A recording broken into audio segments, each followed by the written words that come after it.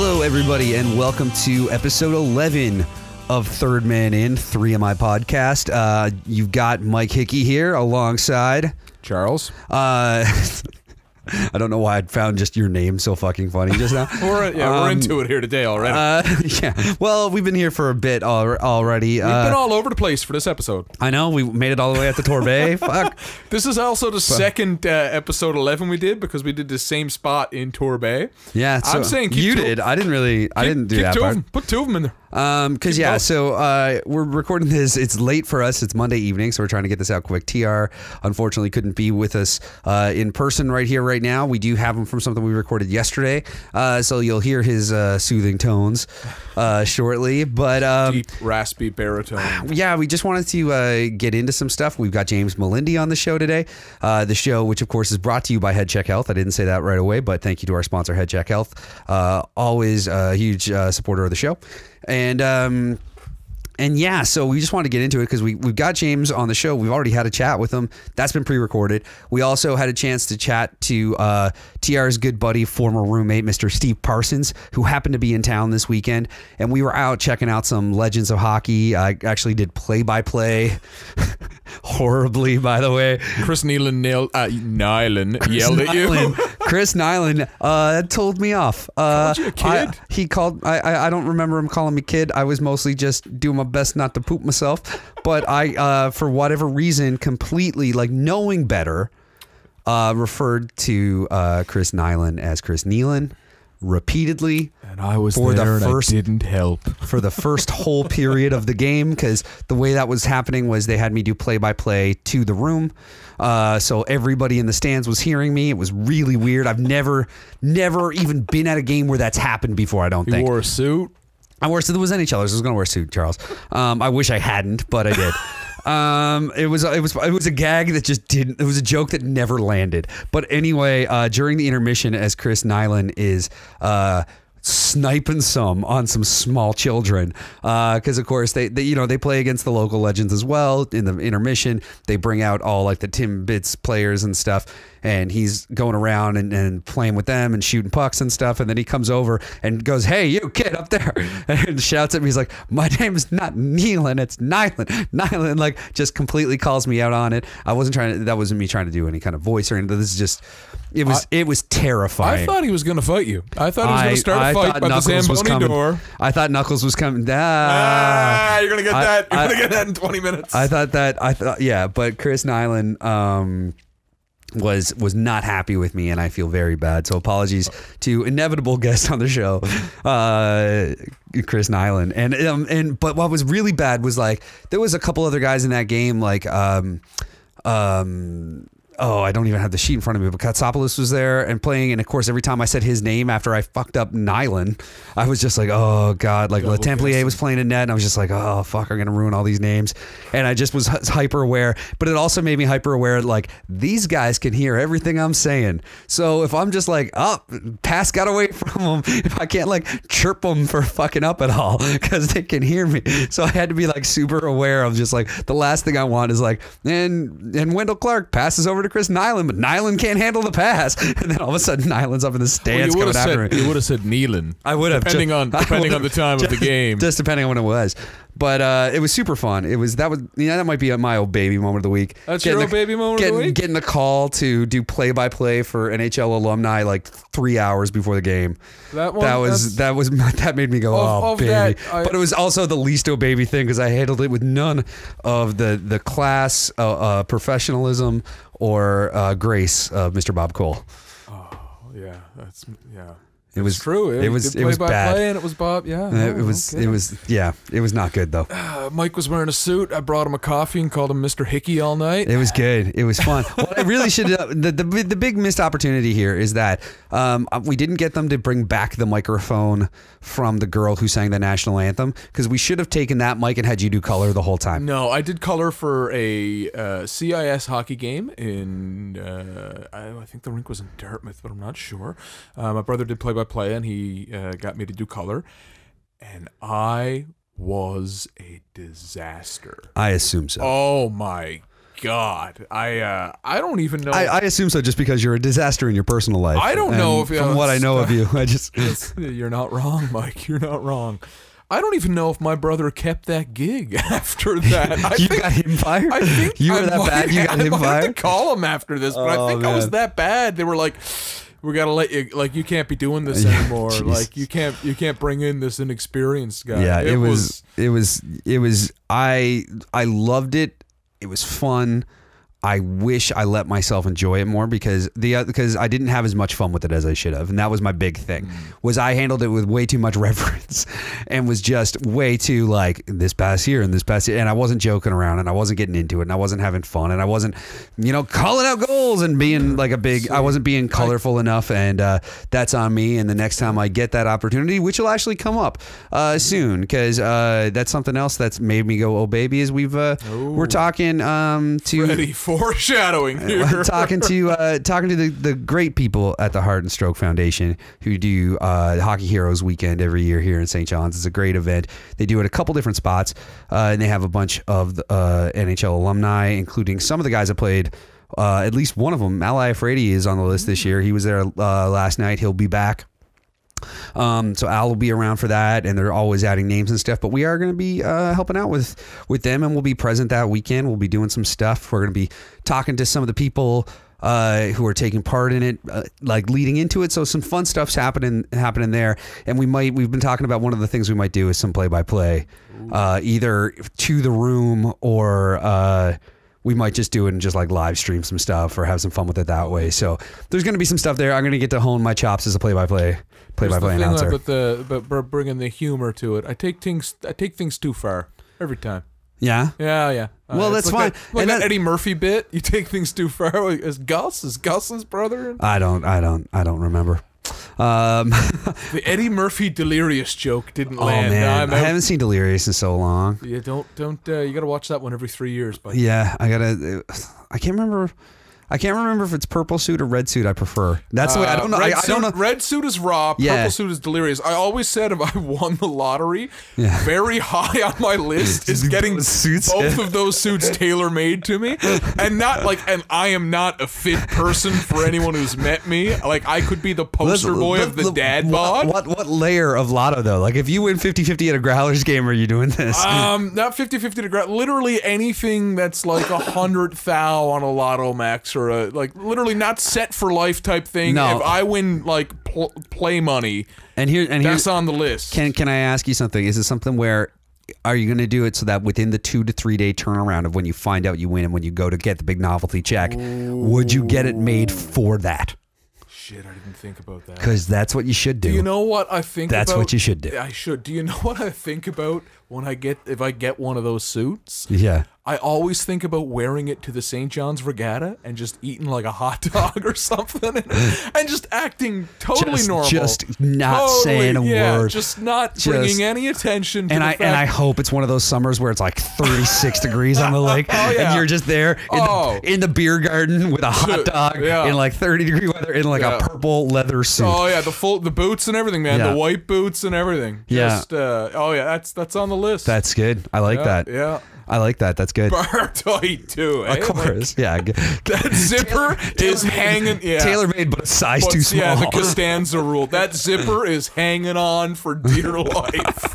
2 or 3 black horse, boom, takes out the eyes of the rowers in the boat. Oh, okay. Well, we've gone off the rails already. Here we have. Yeah. And you know what I think is a good way to get it back on is if we take a minute and go and travel to Torbay. Because while we were there yesterday, we did set up for a minute. We were hoping to get a chance to talk to some of the other alumni because TR actually played in that game.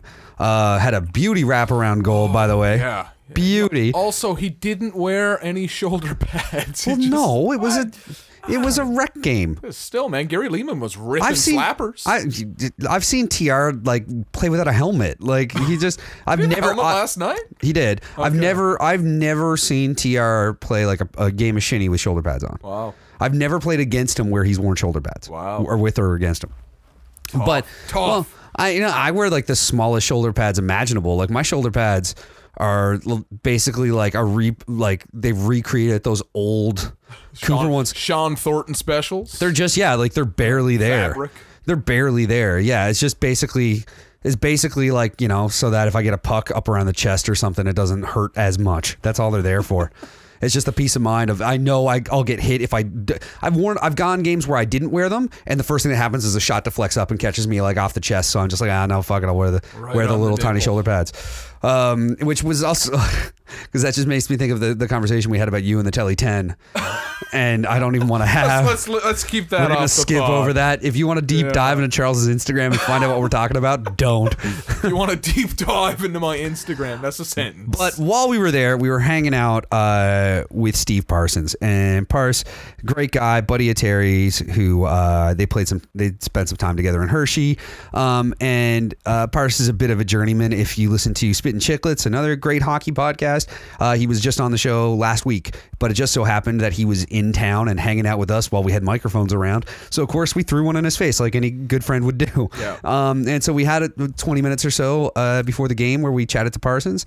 And so here is us yesterday talking to Steve Parsons at the Jack Byrne Arena. You can even hear the buzzers and it was like there was like a little kids game happening, and so every 2 minutes they were sounding off the buzzer to let you know when to change lines. They weren't, because they don't change. They don't change on the fly at that age. Every 2 minutes the buzzer goes. That was. But we're gonna. Kids were just ripping them. Oh no, there wasn't a goal horn. That's what I thought it was. No, but we'll listen to that interview we recorded yesterday, and we'll be back in a couple minutes. Okay, ladies and gents, I'm sure we probably explained this already, but we do this out of order. So we're at right now. I'm here. It's TR. I'm here with my buddy Steve Parsons. Now, where will I start? We're at the Jack Byrne Arena in St. John's, Newfoundland. Torbay, actually. Beautiful Torbay. Oh, yes, in Torbay, Newfoundland. You're episode 11, boys, we maxed out 2 hands. That's it. We got 2 hands maxed out. Episode 11. True. We're a contender. So I'm playing an NHL alumni games, I guess, a series of them here in Newfoundland. We played in Fogo Island last night, which was a treat. I'll talk about that when I got time to do it. But right now, my buddy's in town, Steve Parsons, for different reasons. He's in town visiting, and he's one of my good buddies, was my roommate in Hershey on the road. And we lived together in Calgary for a little bit. He was nice enough to have me stay at his house when I was down on my luck a little bit about 10 years ago looking for work. And I ended up playing for the Bentley Generals. The thing about Steve was on Spittin' Chicklets last week here. So I want to say to everybody, and I know Biz listens here and there, I'm going to call him right after this. You know, we're not trying to fucking hijack their guests. Steve's my good buddy. I've known him for a long time, and I'm sure they'll understand. I just felt that I needed to say that before we start because it would look odd. For those who don't know what I'm talking about when I say Spittin' Chicklets, I give your head a shake. If you're listening to this, it's a great show. It's probably the best one there is. So I highly recommend listening to it. Anyway. The crowd here at Jack Byrne agrees. Yeah, they were cheering strictly for my speech just then, not because there's a game going on. Anyway, I got to go down and get ready in 15 minutes, so we're going to have a little chat with Purse. First of all, welcome to St. John's, Purse, again. And let's see, what have you been up to this year? What are you doing now for an occupation? And then we'll get into your career. Yeah, thanks for having me, guys. Terry, it's always good to see you. I love this town. I love this place. I come through here in the American League as a player, and I've been here a few times visiting since. I've got some family that lives here, so it's on my regular stops. And every time I come down home here, it never disappoints. And spending time with you guys is always great. But now I'm living in Calgary. I got a wife and 3 little kids. I work in the oil patch. We have a services company there, and just get up and give her every day. I got that. And I got a little hockey company and got some hockey along. company. That's interesting. We'll get back into that. But you are very much still in touch with the game. Purse plays a lot of rec hockey and also does a lot of hockey schooling kind of thing, hockey schools kind of thing, clinics. So Purse, listen, my Purse played for a lot of teams, NHL exhibition games. Never got to dress for an actual show game, but put in his time. And I mean, out of nowhere, I say one of the biggest success stories in hockey that I ever played with, guys, and I'll tell you why. I don't even know if you guys know this. Steve Parsons, after playing a bit of a journeyman in junior, I know played in the Rocky Mountain Junior Hockey League with myself. I played with Quinnell. That's Stevie a league, man. That's a name you do not hear every day. Hey, man. All the tough guys went there. You were in Cranbrook, right, Stevie? Well, that league was Tell notorious. a story about that. Wow, the league itself. I mean, there was the North Division and the South Division. Each division had 5 teams, and so when you had to go north, you literally played 5 games in 5 nights. Oh my God! So you start in Williams Lake, and then you go to Quesnel, then Prince George, Fort St. John, Grand Prairie. Good memory. And as a young up and comer, you know, I was trying to take the next step, and I think that year alone, I think I had 350 penalty minutes, and you got kicked out for fighting then. So I'd go 5 for 5 on the road. It'd be the badge of honor if you could go 5 for 5, not only play but fight. So, and then you guys would go south and do the same thing. So, it was an old iron league. There was no limit on 20-year-olds. So there was teams that have 6, 7, 8, 20-year-olds. Now teams are limited to 2 or 3. So it was a tough old league, especially for a young guy like you and me, Pars, at that time. Now, you went on and you explained a little bit. So I'm going to avoid the whole Kamloops experience, how good they were, and that you played there for a little bit. But I'm going to say you moved from the Western League to the Quebec League. What was it like as a player, given the styles of game at the time, I think were quite different? At Quebec League, that wasn't that rough, was it?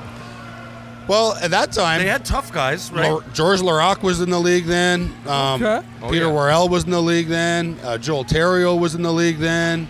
Louis Bedard. Okay, I'm afraid of all these guys. And no, here's the thing, though, Chuck. With the difference, the Western League was team tough. Everybody, you know, I don't know if they had as many. Pars, correct me if I'm wrong. You played in both. I didn't. But I looked at it as, in the West, you were more likely to get a fight out of Brent Ashcroft on our team, who was probably the smallest guy. He still might get in a fight. It was team tough. You went there, and there was 3 or 4 heavyweights on a team, but maybe some guys that played Sebastian Bordelot-ish, who you mentioned on the last show. Am I wrong, Pars? No, you're not wrong. And I was much more confident in the Quebec League than I was in the WHL. In the WHL, I didn't have any confidence. I looked around, and I was, maybe because you grow up and when you're in that role, you're looking at guys like they're way tougher than you. Then all of a sudden you're across from them, and you're like, oh my God, you know, can I do this? And I had a real hard time with that. When I went to the Quebec League, I didn't have that problem. I was 19 by then. I'd accepted my role to my position in the team, and I kind of took that on. So, and your role being a tough guy at the time. Sure. Because you put up some numbers, Pars. I know it was a decision for you to do it, and you can get into that if you want, but you know, you can play, Pars. You can play. I appreciate you saying that. I mean, I like playing D, right? Like D is where the ice time is, and they told me a couple times in my career that if you want to make the next level, you can't play D. You're not quick enough. And I'd argue with them and get cut, and then I'd resign myself to playing forward, and then I'd make it, and then I'd try to play D again and get cut again. So it was a cycle. That's something I remember watching one of the HBO series not too long ago.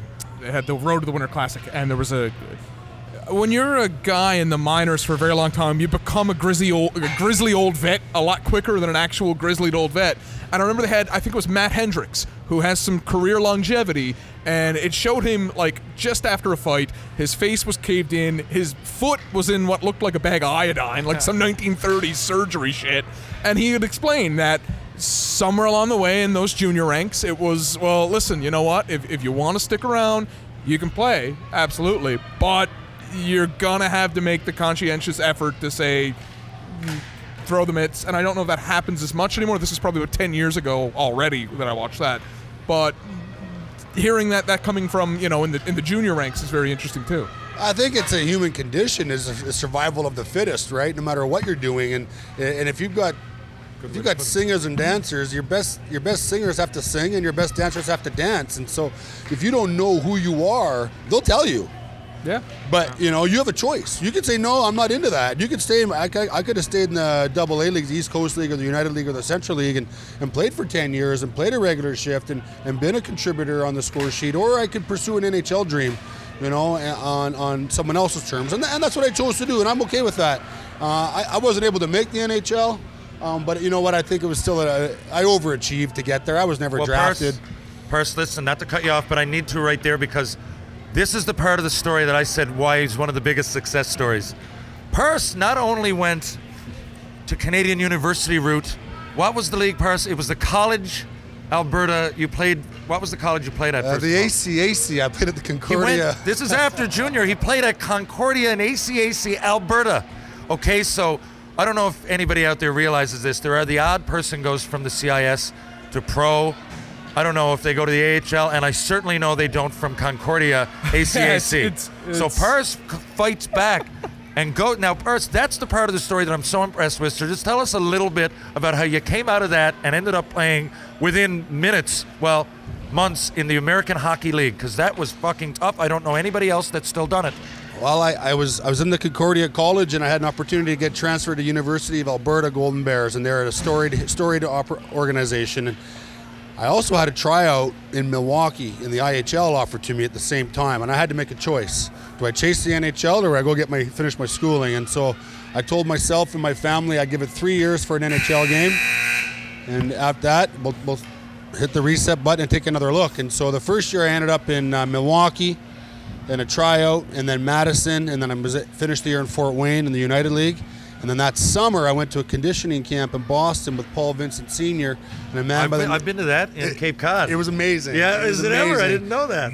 Vinny Lecavier and Brad Richards were there. They'd just been drafted, and I was skating, doing this power skating stuff, and this guy came over to me and says, "Hey, never seen you before. Where are you from?" I said, "Oh, I'm from out west." And he says, "Oh, you skate okay? Can you fight?"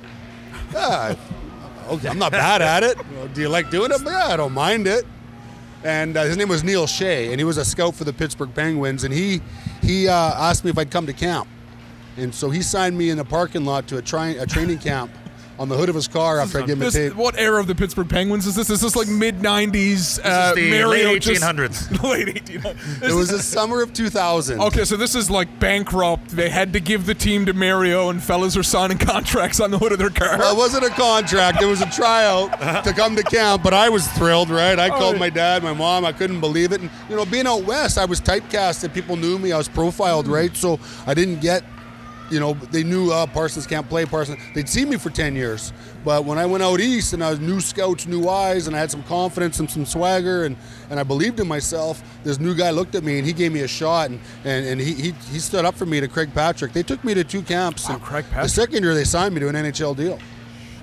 That's unbelievable, Person. That's my favorite part of your whole story. So not only that, now, I can pick a lot of these areas to go because not only does Purse have...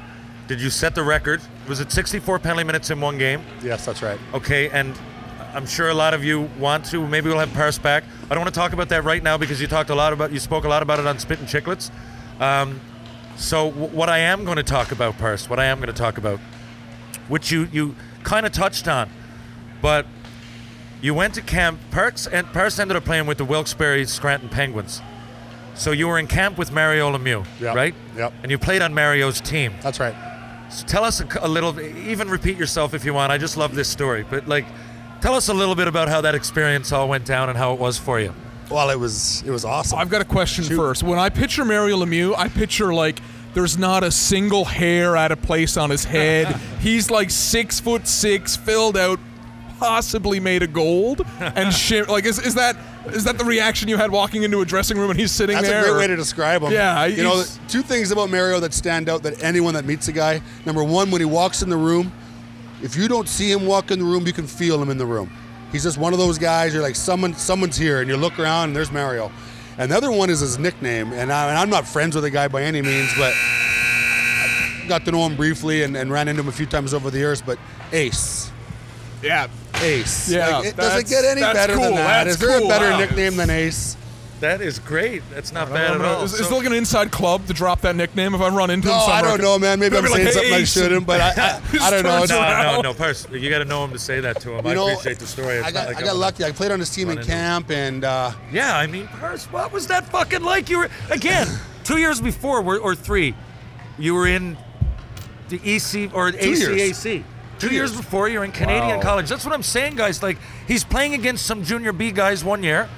Within 2 years, 48 months, he's skating with Mario Lemieux on his line in camp. Purse, just elaborate a little bit more, please. Actually, I got to be right here. Mario was the second year I was there. It was Yager the first year, Mario the second. So it was 3 years before I got to Mario. And I was on his team in camp, and it was fun because... Did anybody hit him or anything? Well... He kind of had a bit of a grudge with a guy, and so he went after a certain guy, Billy. No. And he went after Billy, and Billy responded, and I left the bench and dealt with Billy, and it became pretty newsworthy. And there's a really neat article where they interview me, and they interview Mario, and they interview Billy, and I said I'd fight my brother if they attack Mario Lemieux. It doesn't matter. That guy sends my check. That's a great story. I don't care what.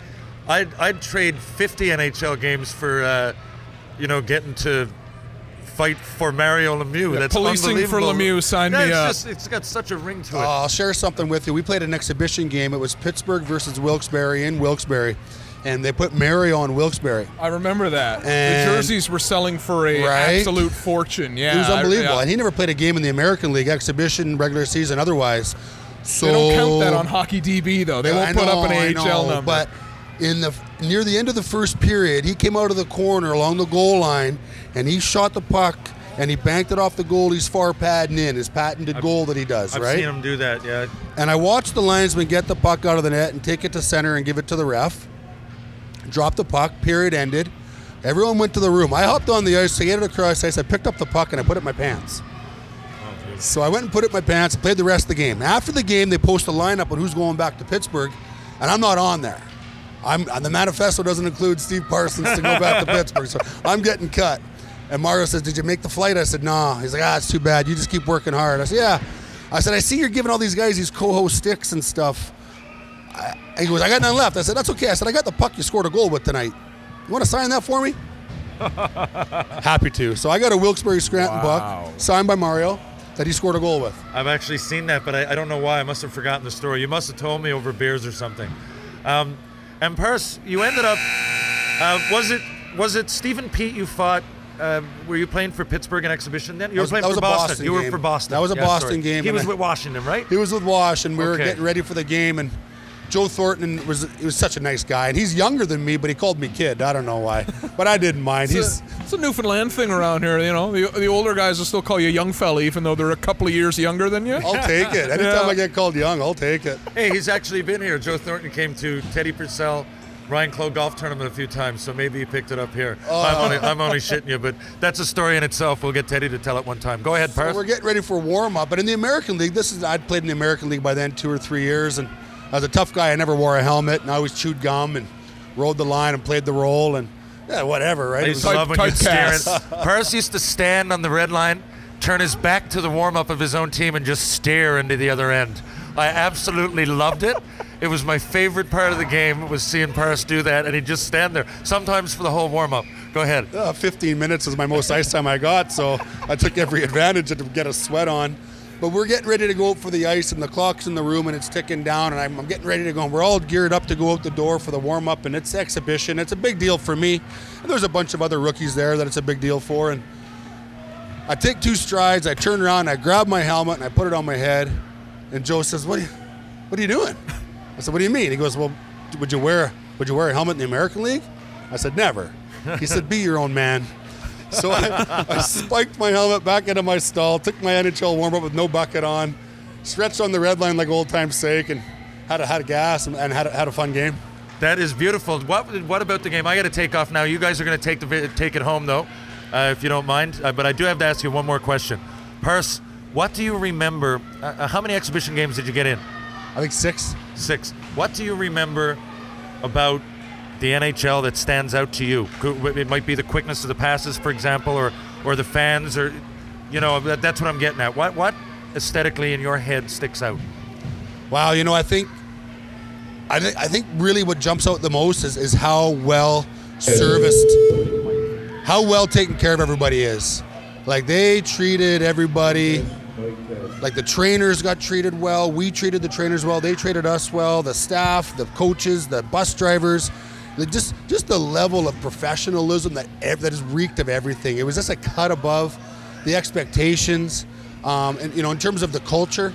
But then on the ice itself, just how good the guys were. Like, I realized really quickly, like, there's a reason I'm not in this league. These guys are good. For me, it was the passes. It was the quick passes. That's the first thing I noticed was, it's on your stick. If you just skate up and down your wing, it's almost easy to fit in. It's harder to stand out, but it's easy to. Yeah. I don't want to use the word easy, but you're playing with a guy like Pierre Turgeon or someone. For me, I'm coming out, my stick's on the ice, I get the puck, and I was almost not used to that. Oh, God, man! You know what I mean? Well, the first year in camp, they had me on a team, and there's only 9 fours, but one of the 9 fours, one didn't show, so there's only 8 of us. So me and the other winger, our first line was Robert Lang, Martin Straka, and Alexei Kovalev on our training camp line, and they told them to rotate through as our centerman. So these guys double shifted each period. And so every shift I had with Alexei Kovalev or Martin Straka, those guys are pretty good, right? wow, I looked good that day. I was flying around, high-stepping, shooting pucks, fighting guys, running guys. I thought I was an NHL player. And then they put like a regular junior guy with me, and everything came back down to earth. But they made me look good, right? Like they're that good that they make you look good. Last thing I'll say before I go, I keep saying it, but I do have to go now. What was your favorite city, minor or major, anywhere? Your favorite city? Good question. Hockey, for hockey reasons. Hockey reasons. Well, like you could have visited Grand Prairie last week in the oil patch, and it's a great place, and you might have loved it. You and Charity might have gone out to dinner. I mean, for hockey, where have you been? Like for me, I got to guess Toledo here. stands out as a hockey. I have memories there, but I wouldn't necessarily like to stay in Toledo. But there are places. I love Chicago, for example. It's probably for the way, the vibe at the games, to the hotel. We stayed in the Drake Hotel. To the whole look of it, the vibe. I was there in the spring. It probably had an impact walking along the water. I remember the Cubs. Like, that was probably the favorite city that I got to go to because of hockey, for example. Sure. Because of hockey. Most of mine are in the minors, but a couple places jump out at me. And I'm a real fan of the game too, but I love playing in Hershey. That was my guess. Yeah. That's it. Okay, when you mentioned mentioned Hershey, everyone that I've spoken to have played for Hershey. They say that's the biggest hockey city in America. Well, it's just an old arena, right? It was the old Hershey Park Arena. Before I go, on the road, because I want you to explain this as I go. Shakey's. We went to Shakey's, and me and Paris used to go and have a couple of beers and go to a movie theater, and there was 15-seater. And it was a set of theaters like anywhere, but they were like 15, 16 seats each.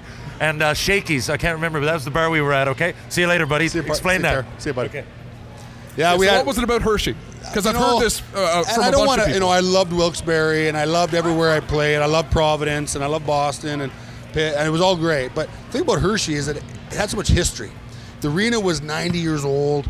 The wooden roller coaster was there. The town smelled like chocolate.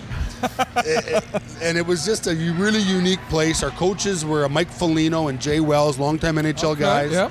We had an unbelievable playoff run that year. We were dark horses, and we come through.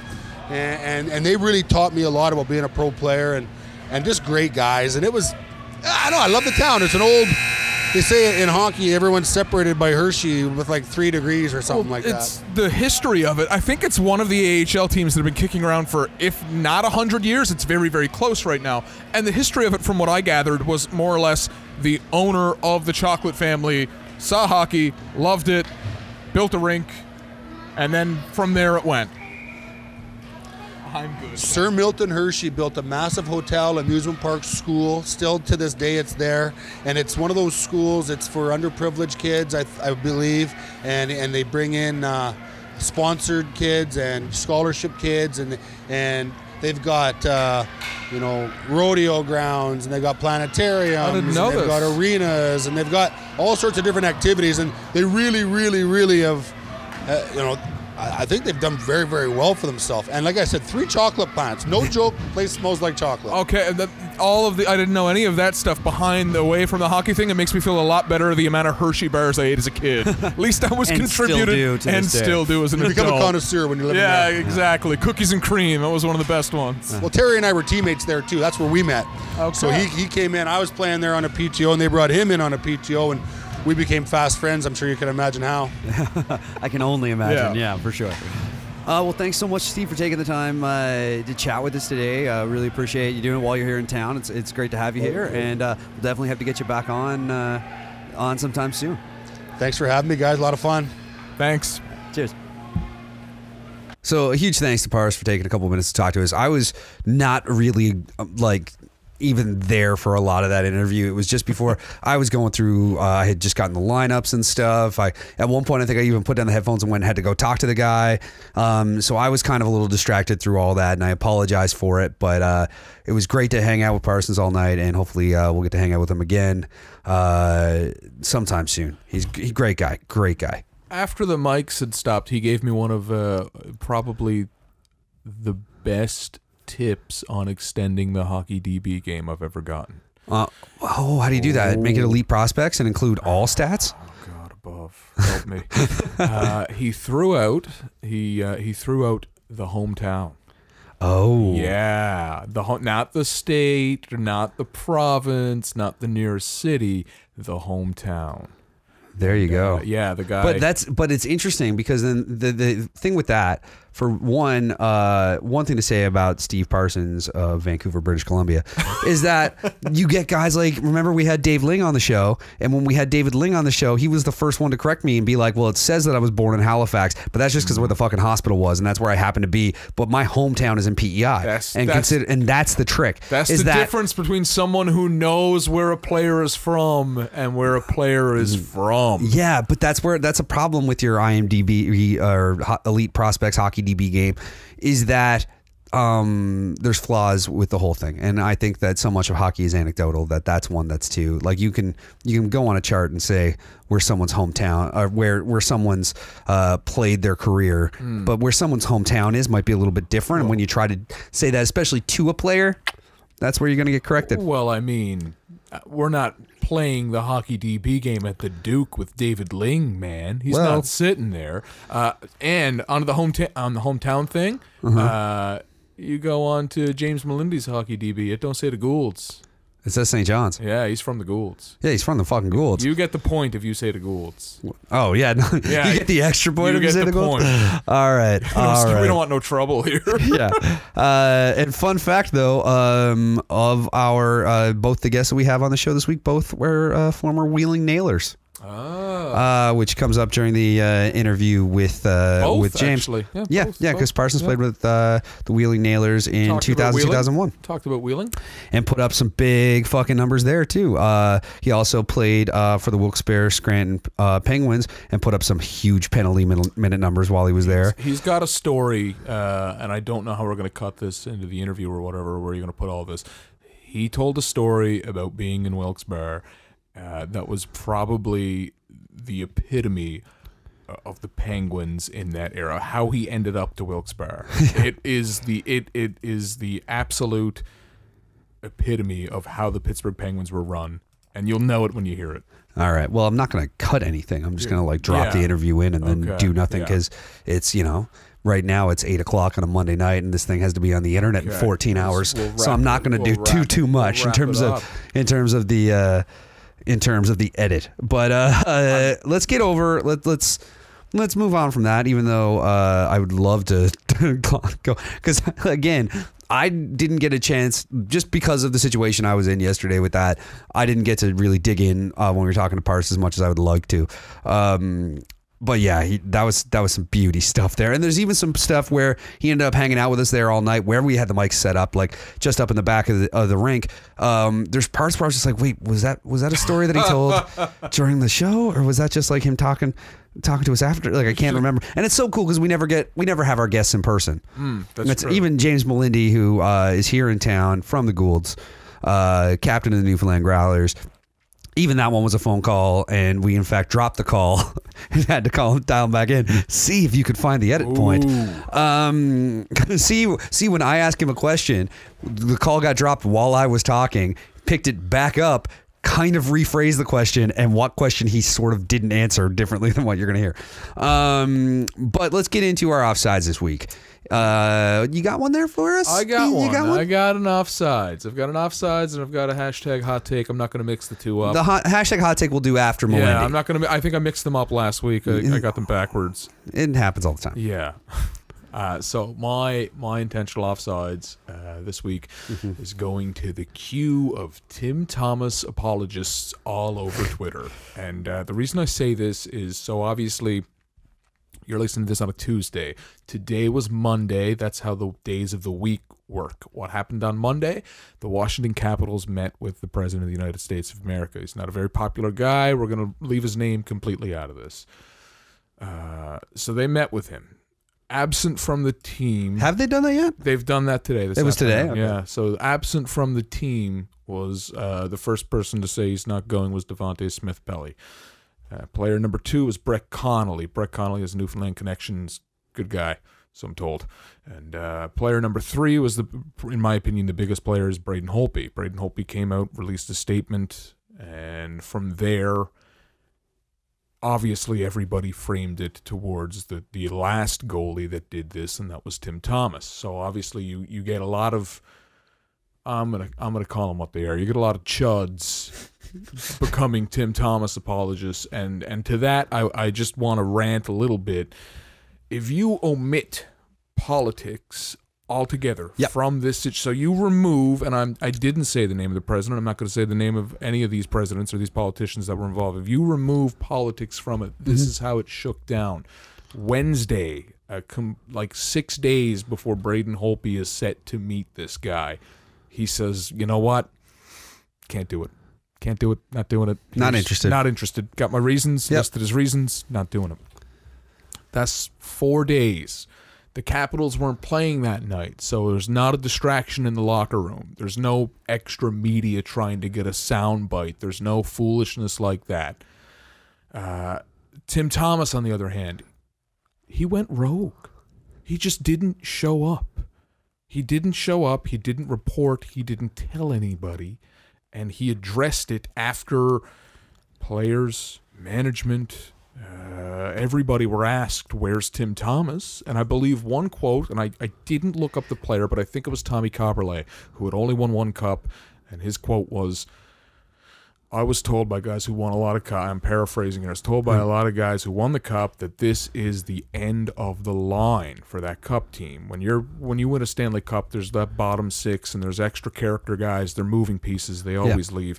This is that last ride for that cup team. He came over from one of the, I think it was either Finland or Sweden where he was playing at the time. He came over, and the entire day was about Tim Thomas and the lack thereof Tim Thomas at that visit.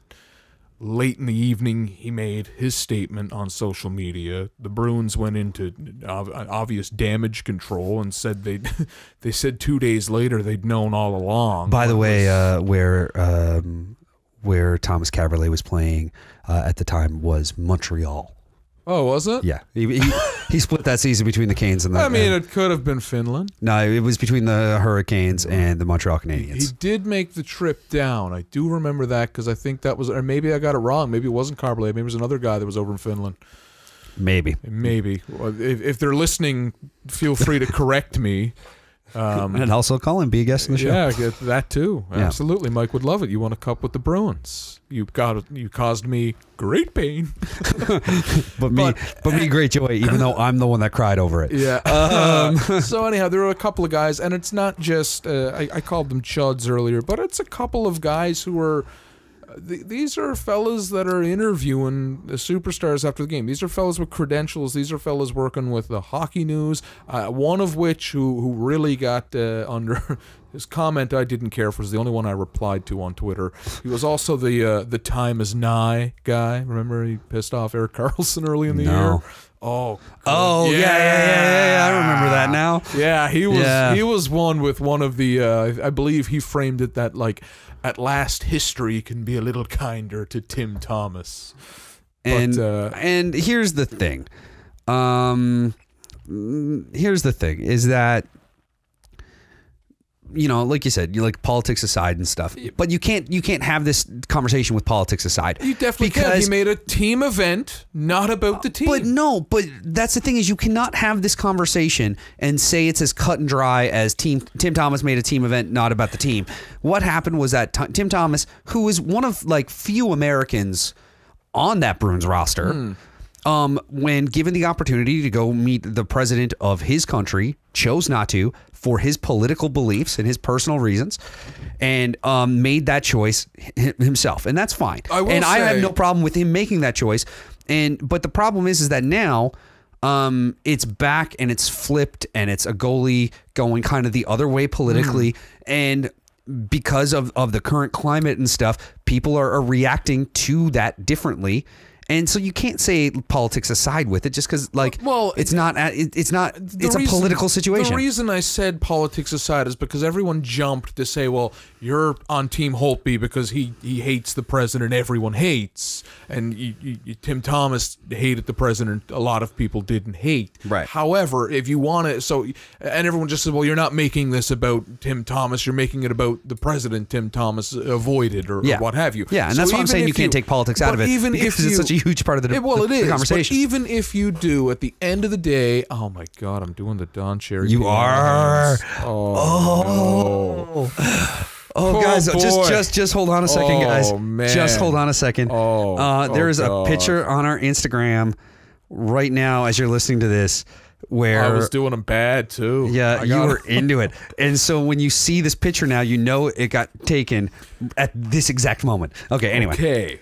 As I was saying before I started doing the Don Cherry piano hands, that's never happened before. I'm sure it hasn't. You just haven't noticed before. Even if even you can the reason I'm dunking so hard on Tim Thomas and people who are saying history should be kinder to him, if you would omit the politics to it. So let's say they're not visiting the presidents, they're visiting a Burger King, and Burger King doesn't have a vegetarian option. So Tim Thomas flies off the fucking handle and he doesn't go. I don't think Tim Thomas would be upset about a vegetarian option. Well, vice versa. Holtby's after the vegetarian one. He's a Vancouver boy, isn't he? Lloydminster, Saskatchewan. Lloydminster, Saskatchewan. Okay, I was thinking granola hippies in Vancouver. Jesus, I am Don Cherrying it up here this afternoon. Oh, man. Tim Thomas took what was supposed to be a team event, which he knew he was going to have to go to the White House when they won that cup in the late June. He knew from that day right up to the day the meeting was. He had plenty of time to say, he had plenty of time to think about it. Ideologically, he didn't want to go. Okay, it happens. I believe the term he used was sovereign citizen, which I did some reading up upon. In the same statement, he praised a bunch of oil companies, so... And dude's from Flint, Michigan, right? Like, let's... Lord... Anyhow, he took a team event, which is supposed to be the last ride of a cup-winning team until they have the reunions and what have you, and celebratory nights, and he made it all about Tim Thomas. And to that, not only, regardless of the political ideologies and the presidents and anyone who wants to accuse me of saying, well, you're only doing this because you don't like Donald Trump. Well, one... You said his name. You said you weren't going to say his name, and you said his name. Yeah, okay. Well, anyhow. Bad man. You might have read about him.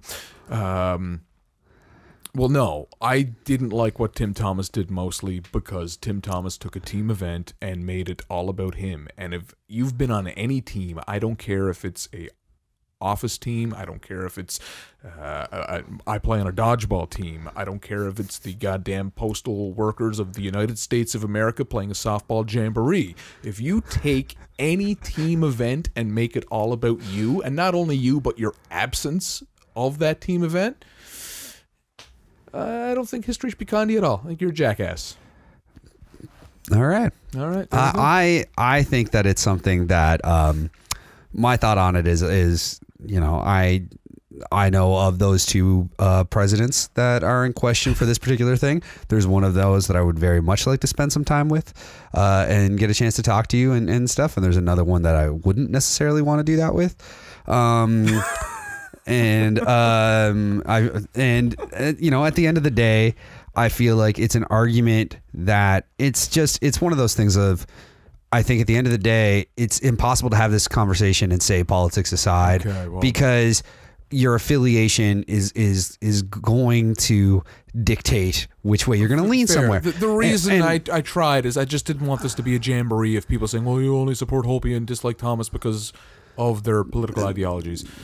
One, the only thing I took from all of this is, for the love of God, can we stop this fucking tradition? Can we please? That's the thing. I'm tired of U.S. presidents being confused as to who the fuck these people are. I remember the Detroit Red Wings were fucking, they met Bush like what felt like half a dozen times. And like you said, when you I pointed out that in the 2010-2011 Bruins, Tim Thomas was one of few one of few Americans on the actual team, and I could go back and I could try to find and tell you which ones were, and like which players were what, and all that kind of stuff, and I can certainly try to do that, but I'm not actually going to. That fucking Red Wings team in the early 2000s, they were there so many times that they could have been on a first name fucking basis with half the and every time they showed up, they'd be like, Steve Zeiser. Yeah, Zeiserman, and that's the thing is that at the end they of don't care. And then there's and then there's a whole bunch of other shit where you can talk about spending way too much money on fast food and all kinds of shit like that with regards to this stuff. But I just think that I think it's a tradition, especially.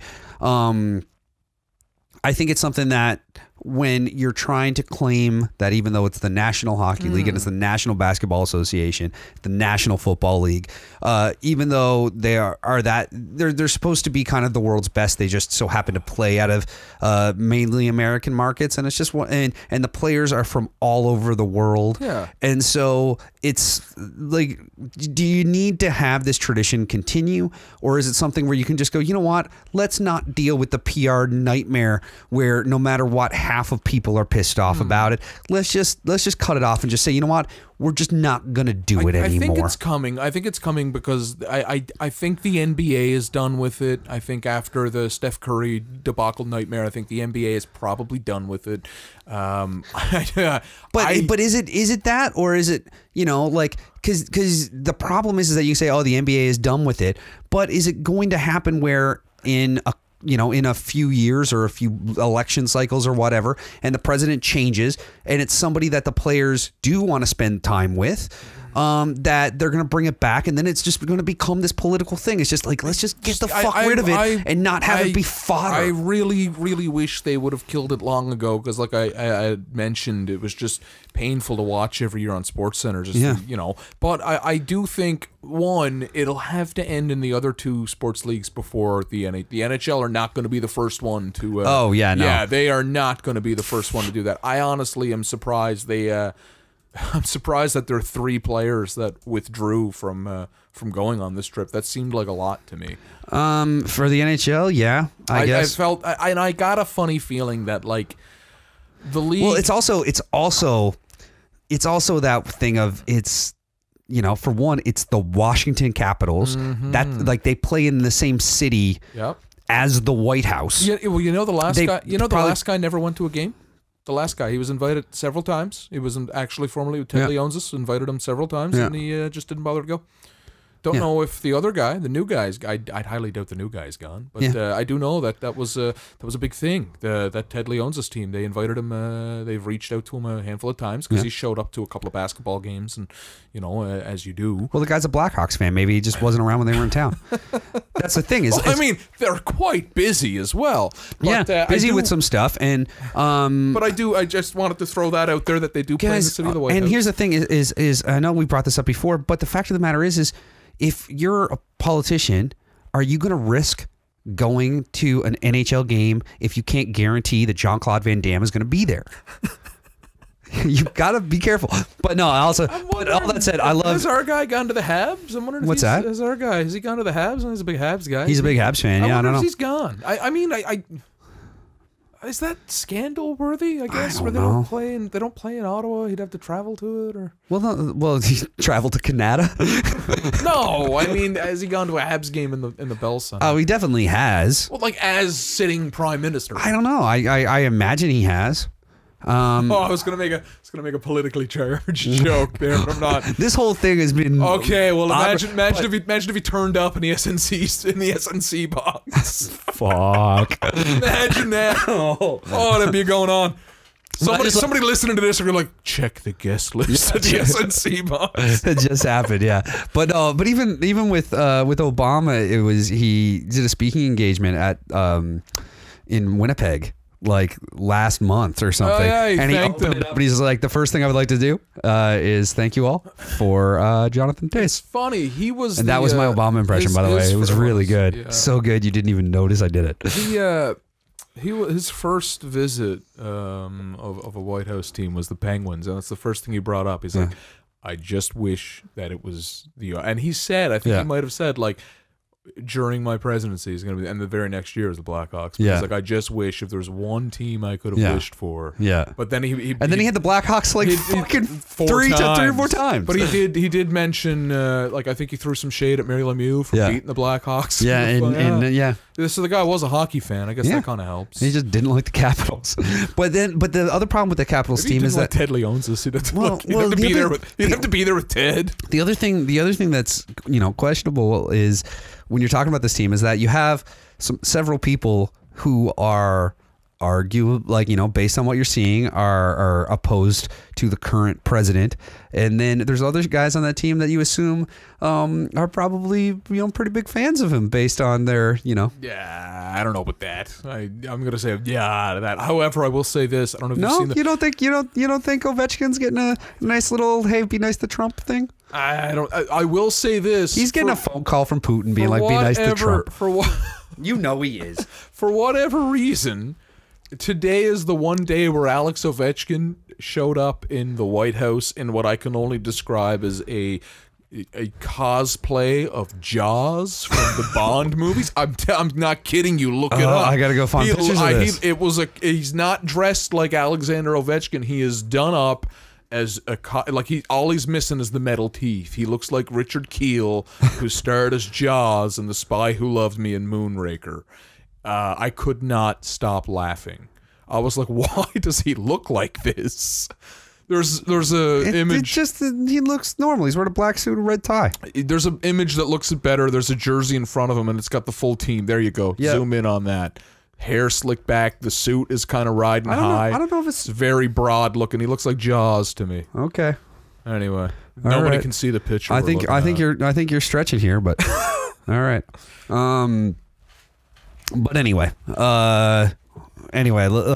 let's move on from this because fuck's sake. Get off of this. It was just please. I get what you're saying. I get that you have your your thought on it is that I'm going to tell you, this whole thing started because I just wanted to dunk on the time is nigh guy again, because I did reply to the tweet, and I was like, you know what? I got somewhere I could talk about this. I'm not going to use his name. I got a platform now. I've got a platform I've got now. a soapbox I can pull up and stand on.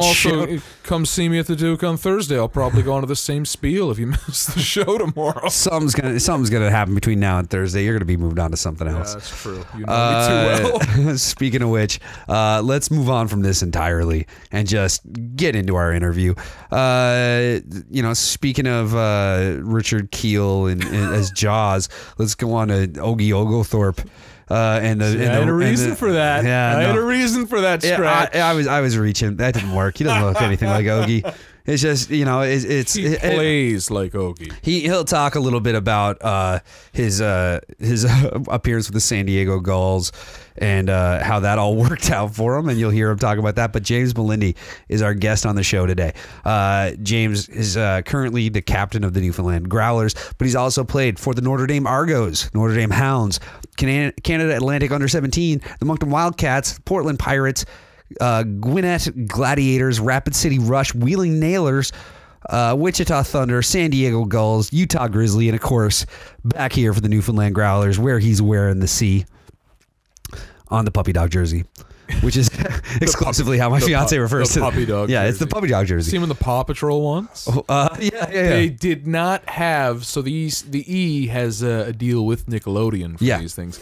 They did not have the jerseys out for 5 minutes before my buddy Mike Moulton messages me and says, "I guarantee you they're gonna have a Paw Patrol night." Yeah, the Paw Patrol, Marvel, the ECHL I think is contractually obligated to do 2 of those themed jersey nights a year. Wow, we didn't get a Marvel one. We did.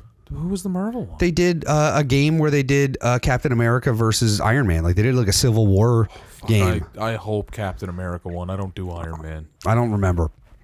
I don't know. I didn't make it to the game, but they did like a Sunday afternoon game where they wore like Marvel jerseys, and I think the other team wore the other jerseys. Wow. I think they did that. I didn't make it, but either way, we won't talk to James about it because we didn't, and we already spoke to him. Call him back.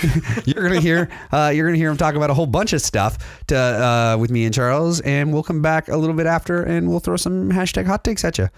So stay tuned. And here is Here is James Melindy after a word from our sponsor, Head Check Health. Concussions are serious business. Concussions and post-concussion syndrome had a huge effect on my career. Whether you're a player, a concerned parent, a coach, a risk manager, or an executive, they're a major area of concern. Head Check Health has developed software and services that improve the way concussions are assessed, tracked, and managed at all levels of sport. Their goal is to create a safer environment of play by giving better tools to the individuals responsible for documenting and assessing concussions and providing better data to administrators to make real health and safety improvements. Head Check currently works with organizations across the country like the Canadian Junior Hockey League, BC Hockey, Rugby Ontario, the Western Lacrosse Association, and more to advance their concussion management practices. If you're interested in learning more how Head Check can help your team or organization, please visit headcheckhealth.com or email info@headcheckhealth.com. That's headcheckhealth.com or info@headcheckhealth.com and tell them TR sent you. All right, folks, I'm going to do my best TR here and queue up our next guest. Most often doing this show, we've usually gone with people who are not exactly removed from the game, but retired. This is, I believe, the first time we've gotten a guy in our hands and in our earbuds that is still playing. Not only is he still playing, he's the current captain of the home team, the St. John's Growlers. The Newfoundland Growlers. Newfoundland Growlers. Oh, Come on. I'm off to a hot start. Not only did you do this the most TR, you're like, I'm going to do my best TR, and then just went on a tangent. And I was like, wow, I was really impressed. Doing my best. You nailed it.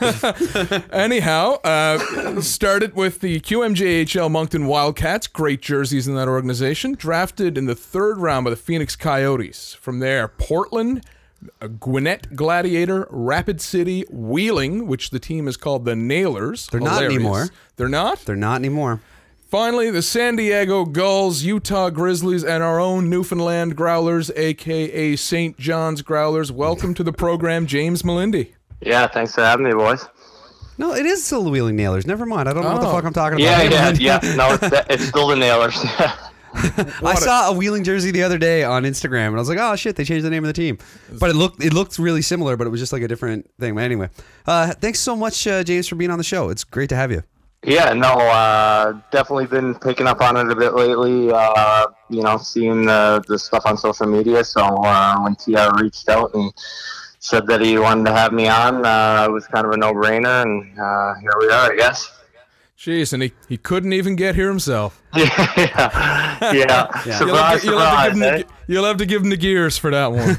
Yeah. We definitely will, so that's fine. So he did his homework on you, and he sent me a quick message with that. Before all of the, the AHL, NHL draft choice and all that stuff, he told me you had gone the route of Notre Dame. Yeah. So he calls that the Teddy Purcell route. Yeah, exactly. I guess it all kind of started when I was 14 and decided, the level of competition here in Newfoundland wasn't exactly where I wanted it to be to see myself develop, and I ended up going on a visit to Notre Dame prior to actually going, and got a tour around campus and did a little spring hockey tournament up there. And then, when I was 14, I packed up my life and moved off to Saskatchewan to try to better myself. And, spent 2 years at Notre Dame, made a ton of friends, and had some really, good hockey experiences out west. And definitely glad that I made that jump at that young age. I mean, obviously you've made your way not only up the ranks in the game, but back to Newfoundland. But that's just kind of a relatable story, I think, from almost a lot of people in our generation of Newfoundlanders. It's kind of like you get to an age where it's like, well, if I want to excel in this super elite field, sooner or later I'm going to have to leave home. And usually the sooner you do leave home, the better chances you have of reaching that level that you're after. Yeah, I mean, I know back when I moved, it was a little bit of a different time in which Newfoundland hockey was still very good, but the midget league was just the St. John's team just pretty much taking over and dominating teams, and I knew if I wanted to get better, I needed a little bit more competition, and with that, I decided to go out to Notre Dame in Saskatchewan and move. You know, it's tough at 14 years old to just pack up, move away from your friends and family, and make your way to a place that's kind of unknown where you don't know anybody. And no, it was definitely a transition and a different style than what I was used to back here. It was a lot more rough and tumble. I think, like, on average, we would get, you know, at least a fight a game in midget, and that was kind of unheard of back home. So it was a lot more rough and tumble. You played against guys that were older, and no, it was just a different style. A lot of firm boys out west, and certainly tough fellas me up a throwing little sod bit. around. But that works out for a fella from the Goulds, though. I mean, Jesus. Yeah. You went halfway across Canada, didn't even get rid of the smell. I didn't even get rid of the smell of cow shit.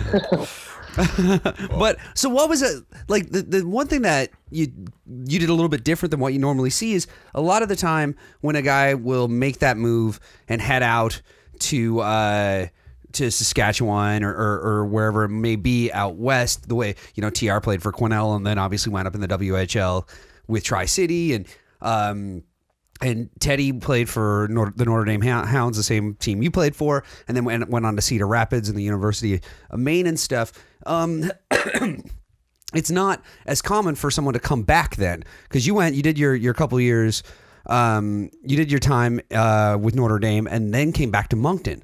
So like that is a little bit of a shift. So were you kind of like, was getting back east something you were excited to do, something you were trying to do, or was it just the way the cards fell? Well,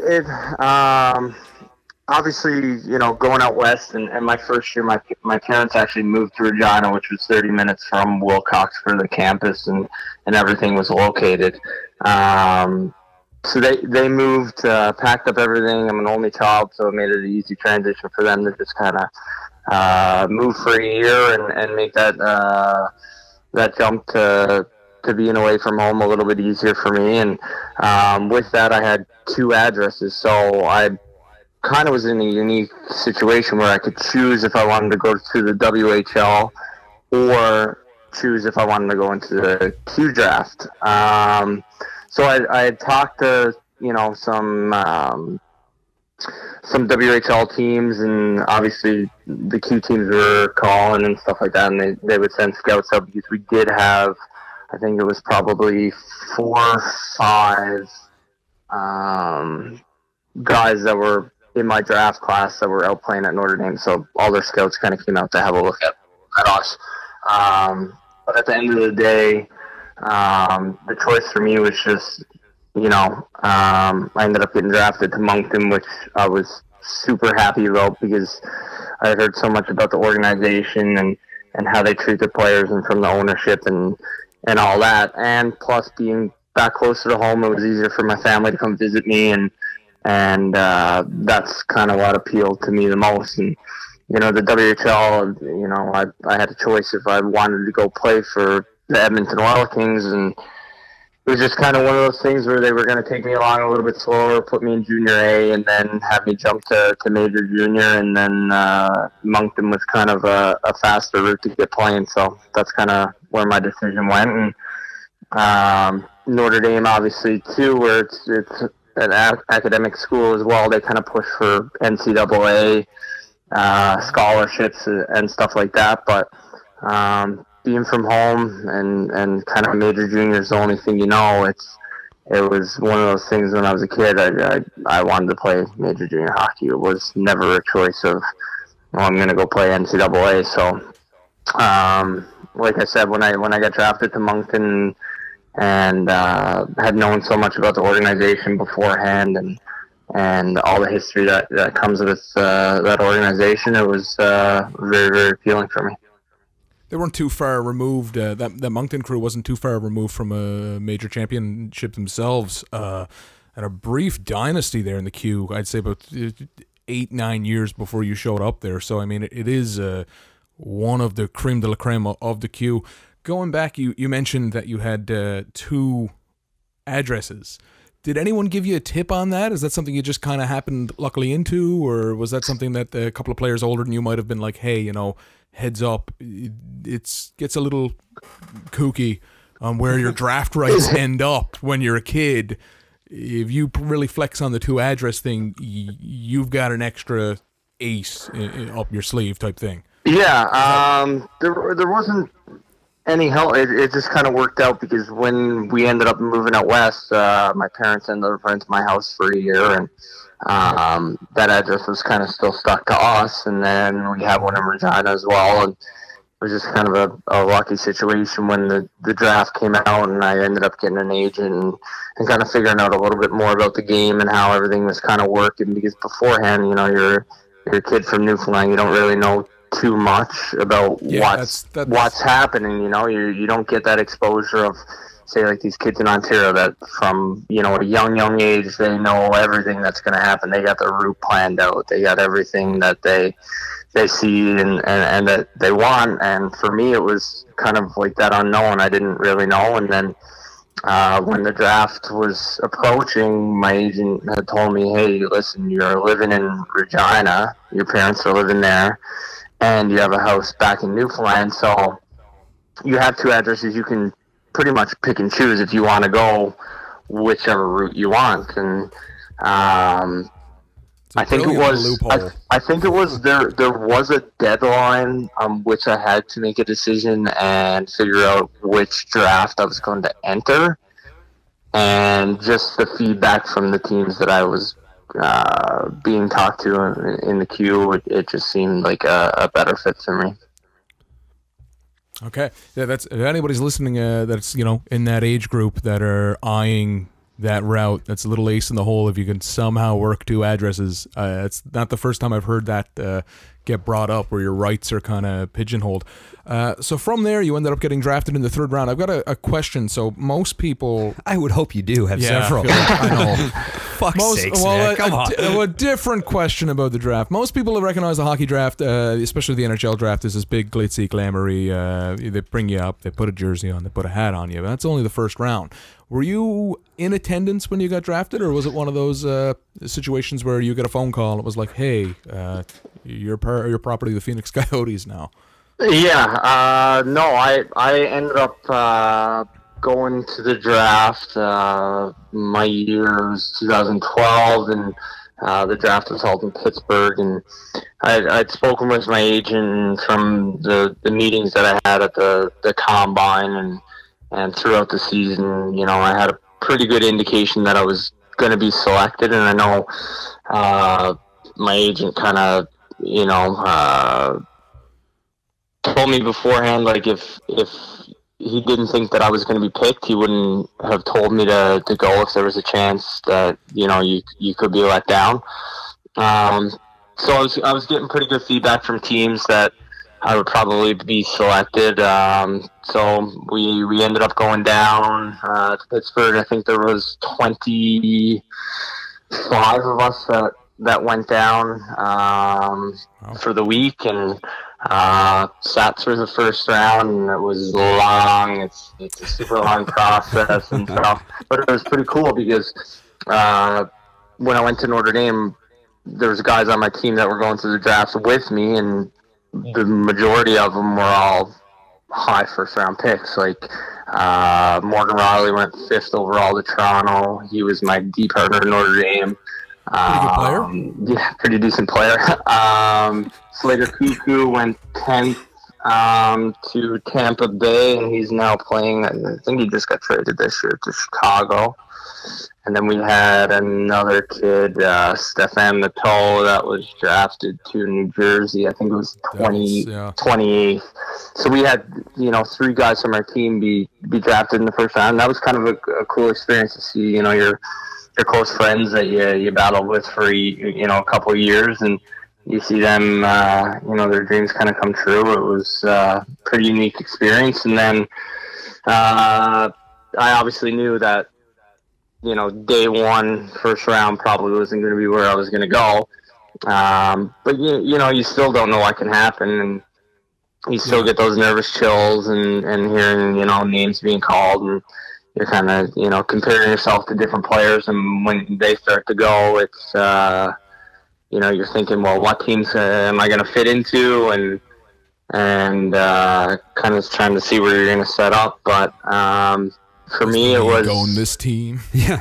Yeah, for me, the second day felt like an eternity. It was, I think I was ranked at the time to go 76th. So I had some pretty good meetings at the combine and at the draft in Pittsburgh a couple days before the actual draft happened. So I had some teams that I figured I was going to probably go to, and you know, Philadelphia was one, Chicago was another. And then I think the other one was Toronto, actually. They had met with Morgan and his family and kind of, you know, mentioned that they had some interest in me, and obviously coming to watch him play, they seen a lot of me play too. So, you know, you get to pick number 76 where you're ranked, and you don't go, and you're like, oh shit, okay. And every then number after that must have felt like every number felt pretty slow. So it was like Philadelphia picked. I don't know the exact number, but I was like, okay. I'm looking at my parents. I'm like, this could be the pick.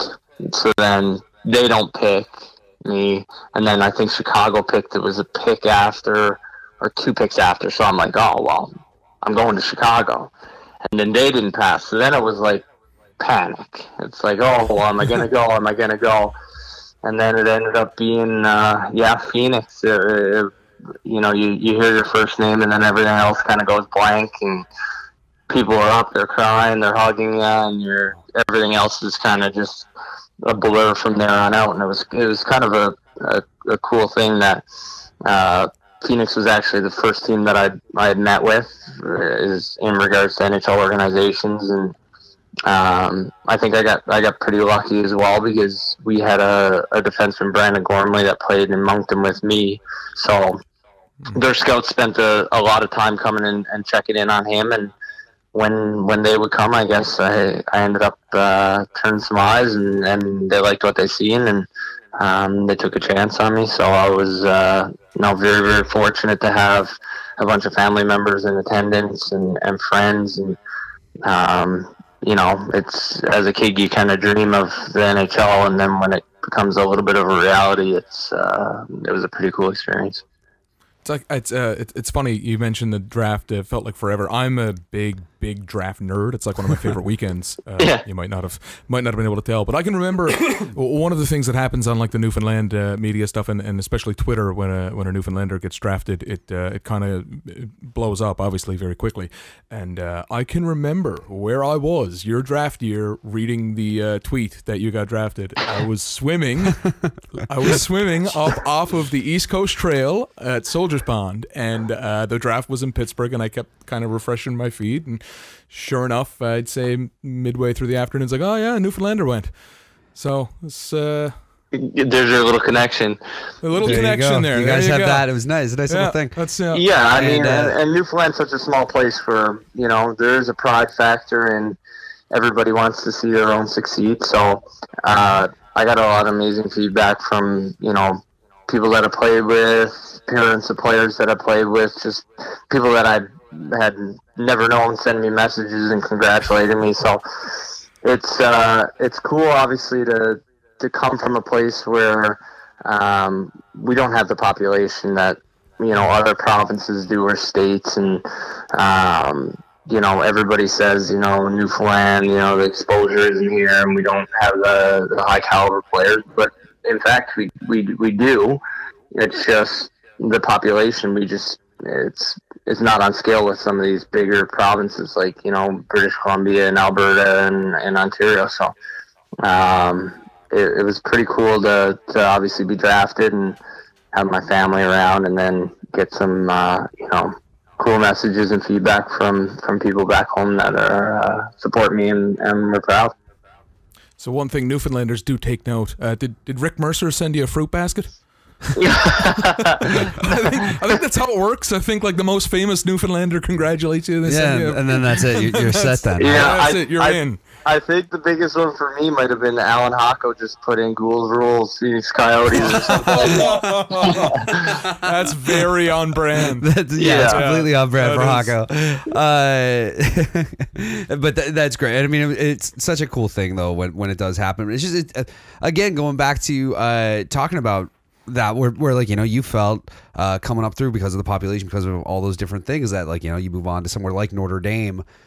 Then find yourself back on the East Coast again, going out of Moncton and still get picked up in the third round, and you get to be part of the Phoenix Coyotes organization for a bit.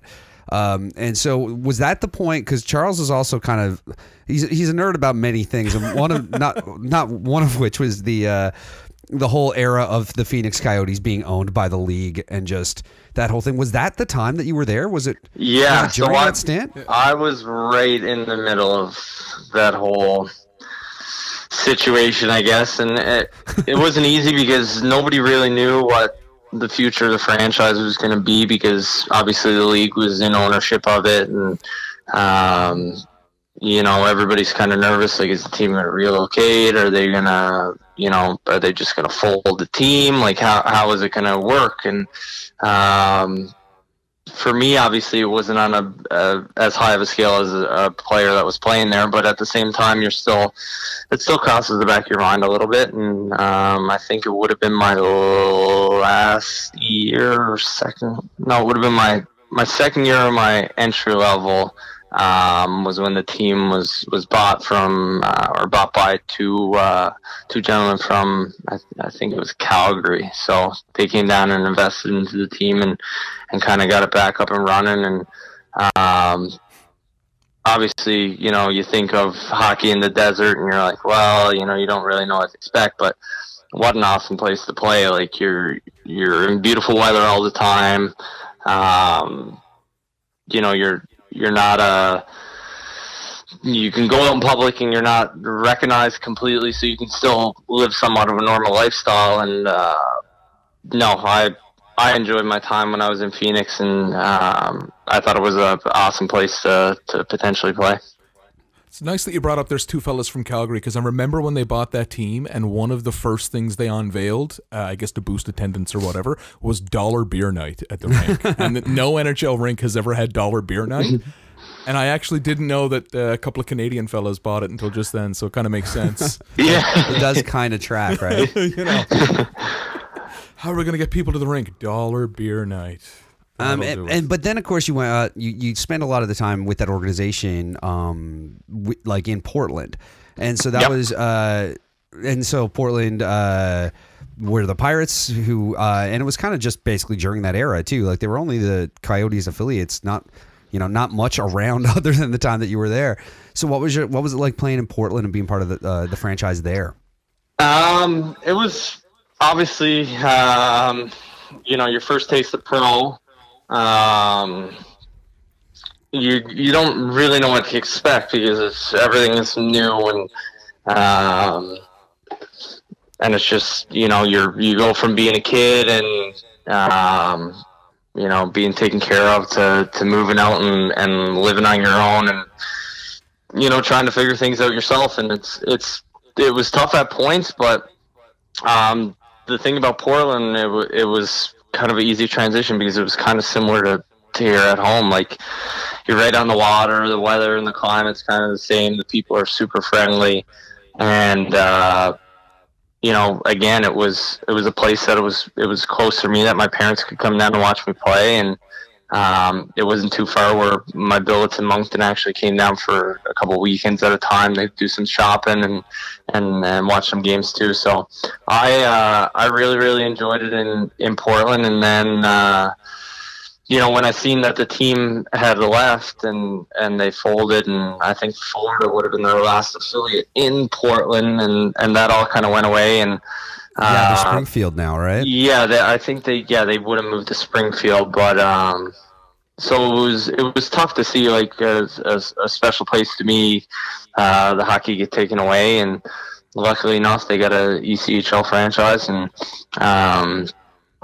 it was obviously cool for me too, because now we get to go back and play, and I get to go to all my favorite restaurants and and eat and stuff like that. So it's it's pretty cool, yeah, for sure. Right back in there. Newfoundland connection on that team. John Slaney was your coach for a year, I believe. Yeah, he was actually my assistant coach. Lance, he made the transition a hell of a lot easier for me, just giving me a lot of pointers and helping me along the way. You know, maybe giving me a little bit of information that some other players might not have been getting. But he was such a good player when he played, and his understanding for the game is so high that anytime you can learn from somebody like that is huge. And then added bonus, he's a newfie, so he's trying to take care of his own too. You know what I mean? Like, he wants to see Newfoundlanders succeed as well. So hook you up with one of those cards that is like has the insane Newfoundland markup on it.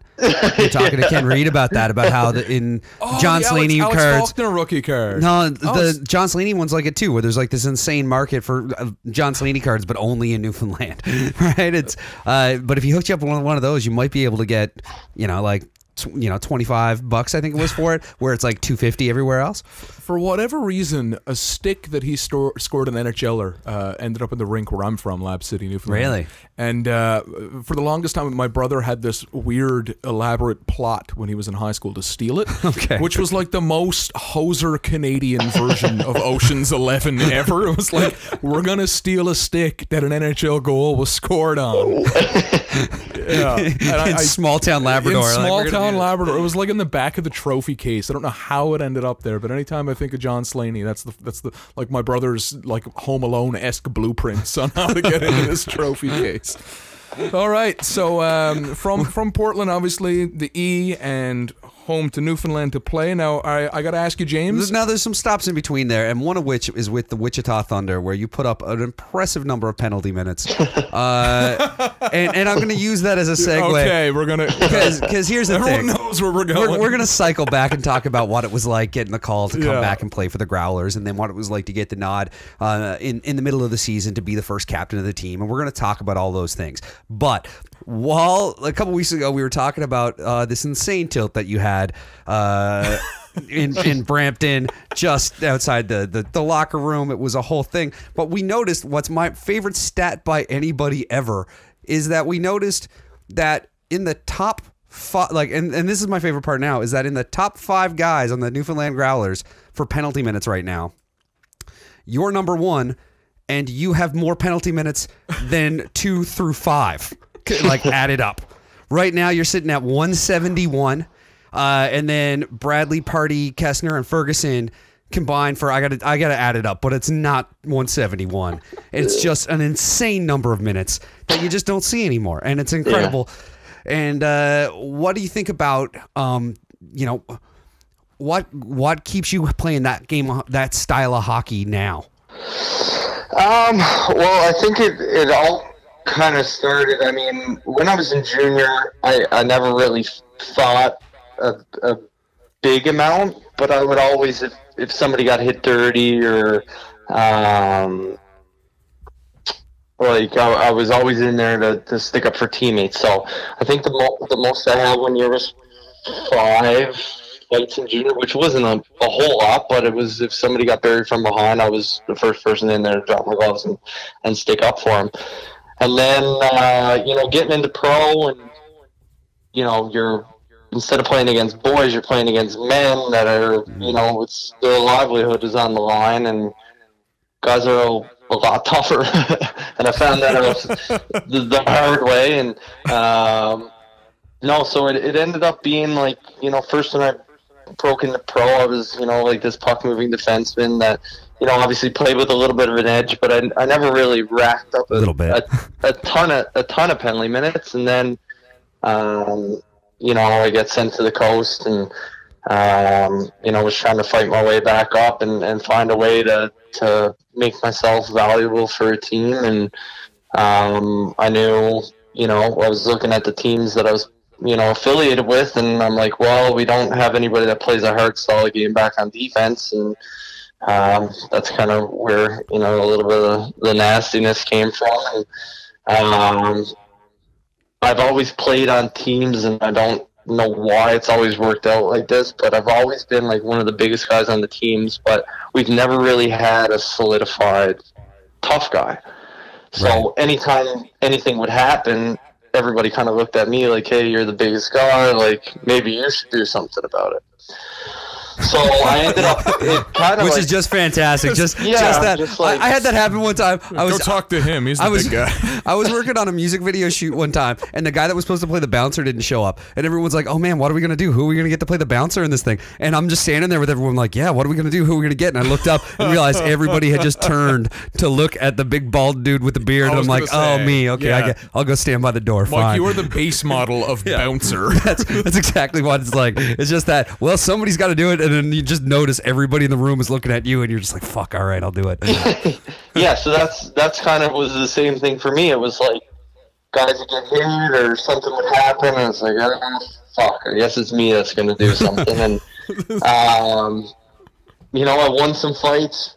I've lost a lot, too, and, you know, that comes with it. And the biggest thing for me was I never really, and I still don't, I don't fight for no reason, just to fight because you're tough and, oh, we're going to go at it just because. I was never that guy. It's always, you know, something happened, or maybe I hit somebody hard on their team and somebody came at me and I answered the bell. And I think the first year that it kind of started was, you know, I played in Rapid City and ended up, I think it was 10 fights that year, but it was all these tough guys that were in the old CHL, that when the ECHL and the CHL combined, it was like all these lunatics come up, and every team has 4 tough guys, and here we are. Like the movie Goon. I'm 22 years old, and I'm like, oh shit, they're coming at me because I'm the biggest. So I learned that I was like, I'm not gonna back down, and I'm gonna stick up for myself and stick up for my teammates. And then, you know, it kind of just speedballed from there. The next year I went to Wichita, and I think that was the year I had 229. Yeah, 229. I think I had 16 fights. We were the worst team in the league. We couldn't win a game. So anytime, and 10-minute misconducts counted. So it was like, well, if I'm going to get noticed, I'm going to fight for one. And anytime we were losing, I'd take 10 minutes as misconduct and add it to my pins list. So it worked out that it was like 200, and yeah, like you said, 229. And then at the end of the year, we weren't making playoffs, obviously, and I got a look with San Diego. They needed some defensemen that. And this is also super impressive because it says, and tell me if this is right or not, but it says that with San Diego that year, you played 3 games for them. You had an assist, and you also had 27 penalty minutes in 3 games. Yeah, so it was, I knew obviously. 9 a game. You know, you get called up, you have 200 and something penalty minutes. They're not calling you up to score goals. Right. That was obvious. So I'm like, okay, I'm going to fight. I don't care who I got to fight. I just need to make a name so that I can stick around. And my first game, I actually played I played the same team 3 times. So it was. So they knew you at the end of it. Yeah, and it was funny. Right before I got called up, actually, we got in a line brawl against Kansas City when I was in Wichita. And I got suckered with a glove on, so I had this massive beard at the time. I was growing it for like 4 or 5 months, and then I got suckered, so I had this massive black eye. So when I showed up to San Diego, everybody was like, "Who is this guy?" And then they're looking at my penalty minutes. They're like 229. This guy is the Red Viking, and I'm like, okay. I'm like, sit out, watch the first game that I get called up for, and there was kind of like a bit of a greasy hit on one of the guys, and we're going to Ontario the next day, and they're like, hey, you're in the lineup. And at that time, San Diego had always had like super, super tough teams. Like, we had Stu Bickle, who played in the NHL for a number of years. That was a solidified heavyweight. Nick Tarnaski was there. Corey Trop, who was a skill guy but was tough as nails. Scott Sabrin. So there was like a huge number of guys that were willing to drop the gloves, and they're before the game going, oh, like, who's going to get him? And the boys are going, oh, we're going to let the Red Viking get him. Like, this guy's going to murder him. So immediately I'm like, okay, well, here we go. I'm going to fight this guy, whatever. So I go and challenge him, nothing, and their bench is just like chirping me, and I'm like, well, what am I going to do? So I just stand in front of their bench and I challenged it. I'm like, whoever wants to hop over, be my guest. So at this time, everybody on our team is going, who the fuck is this guy? He is a madman. Like, he's just coming challenging benches right away. Like, what's going on? And I couldn't find a fight, so I'm like, holy shit, like, what's going to happen now? And anyway, the next game... So you went looking by the Zamboni door. Yeah, so that game passed, and I couldn't find a fight. I played like a regular shift and stuff, and played pretty well. That they put me back in the lineup the next game, and there was a guy that was just kind of running around, and I was asking him to go, and he kind of wanted no part of it. And then we were off a face-off. It was a new rule in the American Hockey League that if you fought off a face-off, you were immediately kicked out. So it was like first period of the game. It might have been like 10 minutes in. This guy runs at me. I ask him to fight. He says no. I start skating away. He drops his gloves and kind of tries to jump me. So we fight. It's a pretty decent scrap. And then they kick me out. They go, well, you fought off the face-off. You can't play anymore. And I'm going, oh, well, shit, all right. I'm like, this is the last game I'll play in the American Hockey League. Like, this is it for me. Like, I get kicked out 10 minutes into the game. Whatever. And anyway, I ended up busting the guy open a bit, and the boys were going crazy. They all thought I was nuts. And coach came in, loved it, put me back in the lineup the next night, and same thing, like trying to find another fight. Me and the Bickle were D partners. We were almost jumped in Ontario's bench the one time. It was insane, but I had to make a name for myself, and luckily enough, they kept me around for playoffs, and I just kind of stuck around, skated and played, and ended up signing a contract there the following year, and that's kind of how I got my start in San Diego. So really, it was the 27 penalty minutes or whatever it was in pretty much 2 games instead of it shows 3, but I really played 2 in half a period.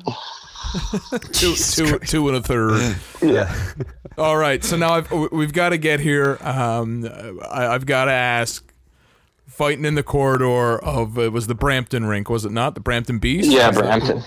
Okay, so there's a lot of theories going around, especially in the comments section on the TSN Instagram page. Did the guy you were fighting say something about the Goulds? First off, I want to set the record straight on that. A lot of theories going around that he badmouthed the Goulds, and that's nobody what set it talks off. shit about the Goulds and gets away with it. That's exactly where everything went. No. That's what we're all thinking. That's what I was thinking. So I'm giving you an opportunity. Did he shit talk the Goulds? No, he didn't shit talk the Goulds. But there we go. I mean, wait until he got to the Zamboni door. Well, if he shit talked the Goulds, he would have just jumped him wherever. I'm just making sure the guy's cleared to come back into the province. There's not going to be a lot of angry people waiting for him at the gate at the airport. Yeah, it was kind of a unique situation, to say the least. A little bit. It's kind of weird because they should never have it set up anyway the way that they did, that you have to pass through somebody's zone to get off the ice. Like, it's a recipe for disaster to start with. Yeah.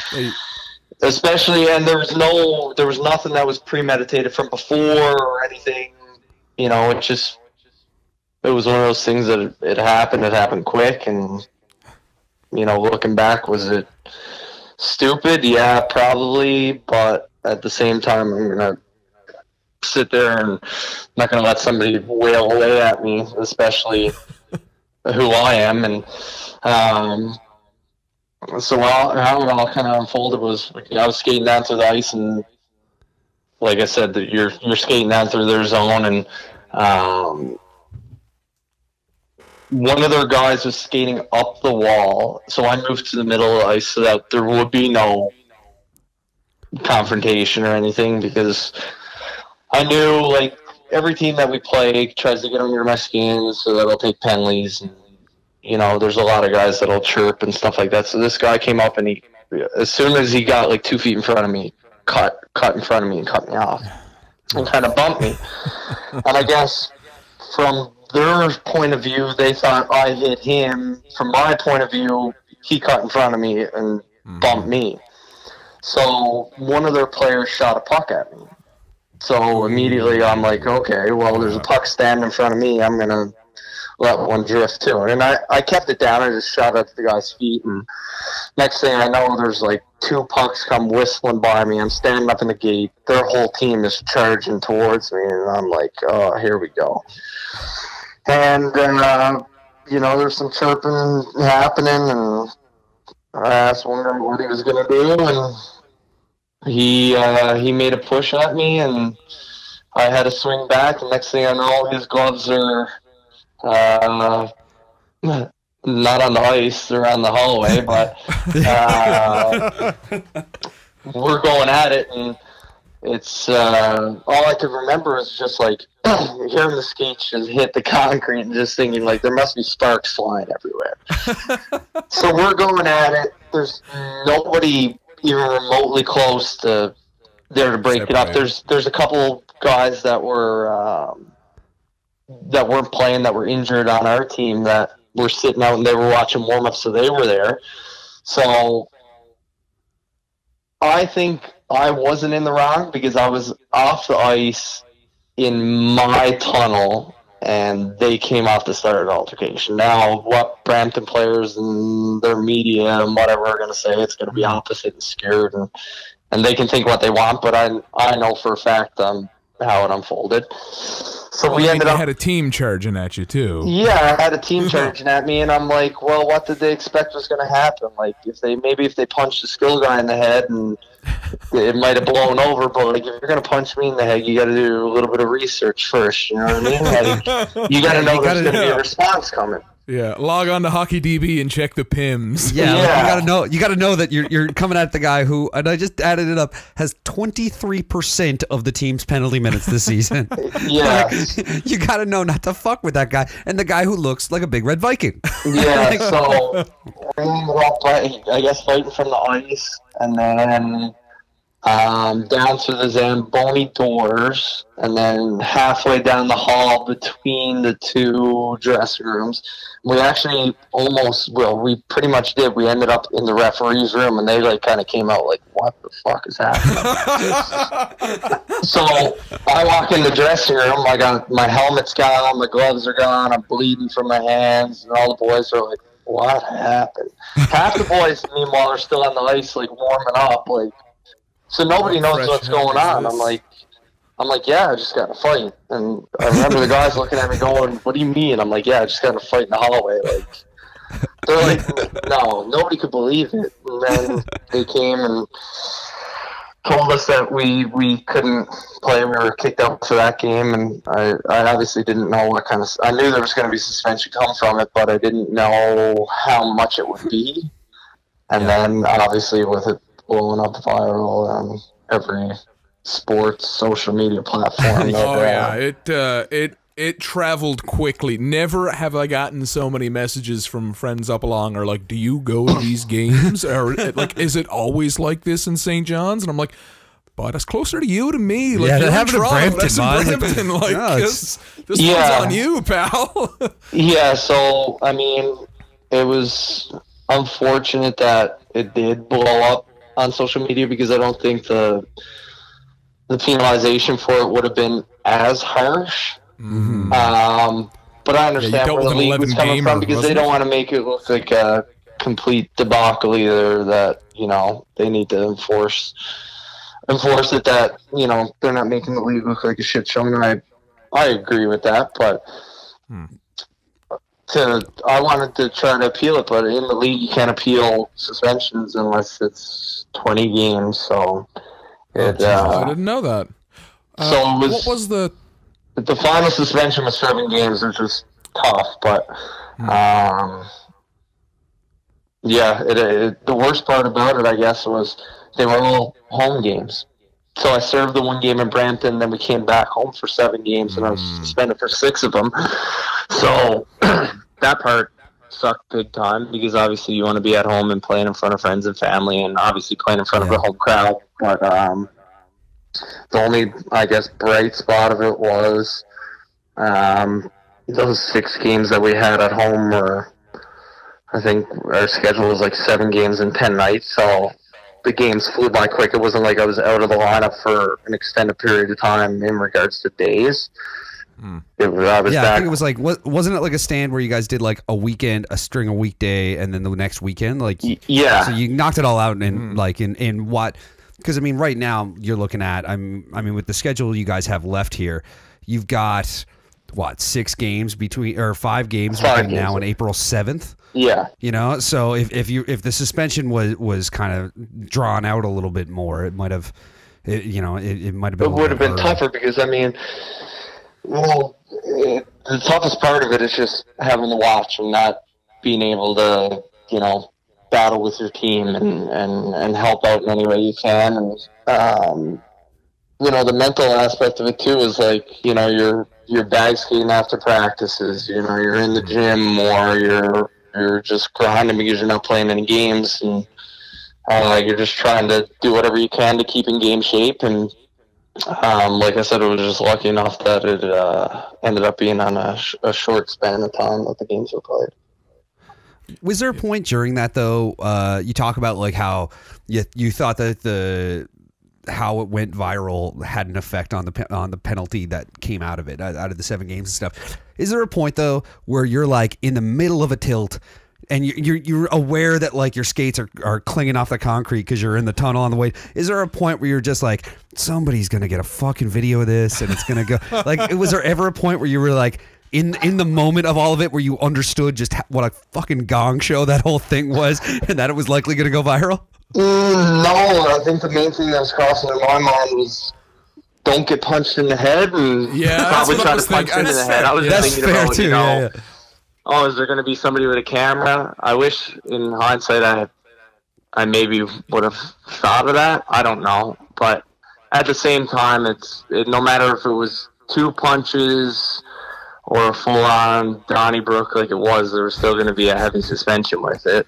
I think the best part was just kind of, my buddies all got a hold of it, and the guy that got the video, his commentary was a little something else, and the boys on the team. So we were sitting in the stands when it was on Twitter, like, this guy called me a piece of shit and stuff, and the boys are going, you should go find him in the stands and just ask him if he thinks you're a piece of shit. And I'm like, I'm already in enough shit as it is. Like, I'm not going to dig myself any deeper of a hole, but still, you would have scared the shit out of that guy. Oh man, that would have been, the video commentary was pretty funny. I take it that he's not much of a James Melindy fan, and I don't think I actually have watched that video with the sound on. Now that I think about it, I don't know that I have. The TSN one that I had seen had muted the sound, so I didn't hear the Twitter unedited version. I've seen it from a couple different sources, but like I never have the sound on my phone, so I just never, I've never heard it with sound. I'm just so used to watching like viral stuff that way. I was wondering if someone would overdub it, like with that Aussie guy or whatever. You had mentioned the being suspended thing, how it runs kind of amok, because not only are you missing games, and people might not understand this, literally everything at the rink for you changes in that window that you're suspended. So that's something that I mean, how do you already touched on it, so I'm rambling here, but that's something that it goes from top to just from your game day routine to your pregame meal right on through the thing. What are you trying to ask him? Just get it out. It's fine. I got it gone. You said he already answered it. He already answered it. Well, is that like you were like, oh, I have a question for you an hour ago. Yeah, that was a statement. We're gonna fire right off. I'm gonna go right out of left field now, and so you're part of the Leafs organization, and coming up in September, Mike, we're gonna edit that out. Part of the Leafs organization, and coming up in September, you got to share the rink with all those guys. You got to leave anything. Newfoundland centric, probably installed at Austin Matthews, or your old buddy Morgan Riley is going to be sitting in for a few weeks for training camp. I don't know, bottle screech or something. Bottle screech, fresh cod. Yeah, I don't know. Obviously, Noah Morgan and stuff will probably get together when they come back and stuff like that. But I think the biggest thing is, there are so many Toronto Maple Leafs fans in Newfoundland that I think it's big that, we do get a exhibition game here, and Toronto's going to hold their training camp here. So they do value what, Newfoundland is bringing to their organization as well, For the first time since I started playing pro, it's the way that they're handling their team in the East Coast is they're using it as another tool that, they're getting, our team is super young in regards to experience outside of like myself, Pards, Zach O'Brien, and, a couple other guys. Everybody else is rookies. So, they're using it as a tool to bring these guys that are coming out of junior and college to bring them on a little more slower and develop their skills, rather so than throwing them in the American League where they're not playing any minutes and they just end up, sitting there for a few years, and then they're kind of pushed out. They're taking them, putting them in this league and developing their skills to make sure when they do make it to the AHL that they're ready and that they can jump in and play, big time minutes. So it's amazing for me how much Toronto is involved with our team in regards to they send us, development staff to come down and do skills practices with us. Every time we were in Brampton, we always skate a couple times at the Leafs and Marlies practice facility with like skating coaches and development coaches. So they're super, super involved, and even, in the last couple of days when we ended up clinching a playoff spot, you get a tweet from, Kyle Dubas, and, it means something to obviously the organization, that it shows that, we're not just kind of swept under the rug and forgotten about. We're we're part of their process and what they kind of want going moving forward. And do you find, and this is something I was kind of curious about with the Growlers this year being a Leafs affiliated team, because the last pro team we had here obviously was the Ice Caps, who had started with the Jets and then became the Habs franchise. Mm-hmm. And I mean, the Leafs and Habs are both teams that are very divisive here, to say the least. Yeah. People can get really divisive, especially the Habs. I find more so even than the Leafs. But do you guys feel any of that, like that part of it bleed over? I mean, the Growlers have such a great set of jerseys and great logo. I saw somebody, you guys won from an ad agency, gave you guys the best new logo in sports this season and stuff. So, I mean, it's getting a lot of love that way, but not having the Leafs colors as part of your whole thing, is that something that's steering away from people looking at you guys as a Leafs franchise, or do you find it's just not really on the radar anyway? Not necessarily. I mean, no matter what, you're not in the NHL. It's a local sports team. I don't think they look at that much. Now that's what I see, but in regards to our jerseys and how they turned out, I mean, they turned out amazing. They kept them simple. The colors ended up being great. And I think a lot of people caught on to it more because a lot of people are saying that they look kind of what the Vegas did with their jerseys. So that part, the jerseys turned out cool, man, and I don't know, hopefully if there are Montreal Canadian fans that won't come out and support us, hopefully I do see they'll change their mind a bit. I know my own man is a diehard Montreal Canadiens fan, but he still comes out, so hopefully we can get a couple more Canadian fans in the seats. Well, I know it was something that people used to talk about a little when the ice cap switched. There was a little bit of a thing because it was announced that they were going to be a Habs franchise and that they were leaving pretty much the same day. It was a small riot, and so it just didn't go over well. And so it was just wondering that, you know, where with you guys it is such a separate affiliation. Like, other than the fact that, I mean, the Leafs are coming to town, which is great, but other than, you know, the look of the team doesn't, other than the goalies not using. I mean, pad skins are a thing, guys. Straighten them up there. Get rid of the blues. Come on. I do see a couple of old skippers wearing their blue, blanc, and rouge in protest whenever I'm at the game. Yeah, but that happens. That used to be a thing. That used to be a thing because when the Ice Caps first came to town, we had the Ice Caps drinking game. And that was always one of the things, was when you saw somebody who was wearing a jersey that had nothing to do with the game. Yeah. It was like none of the teams playing, none of the players playing, and someone was just showing up to a game in a Habs jersey for no reason. That was, you had to drink a beer then, right? It's always the case at a sports game, man. It's just, you're always going to. I've seen people walking around with like football jerseys on at those fucking games. Like, come on. But what was it like though? I mean, because when they did, it was you that did the unveil, right? Like when they like unveiled the jerseys, it was you that they featured and stuff. So what's it like being?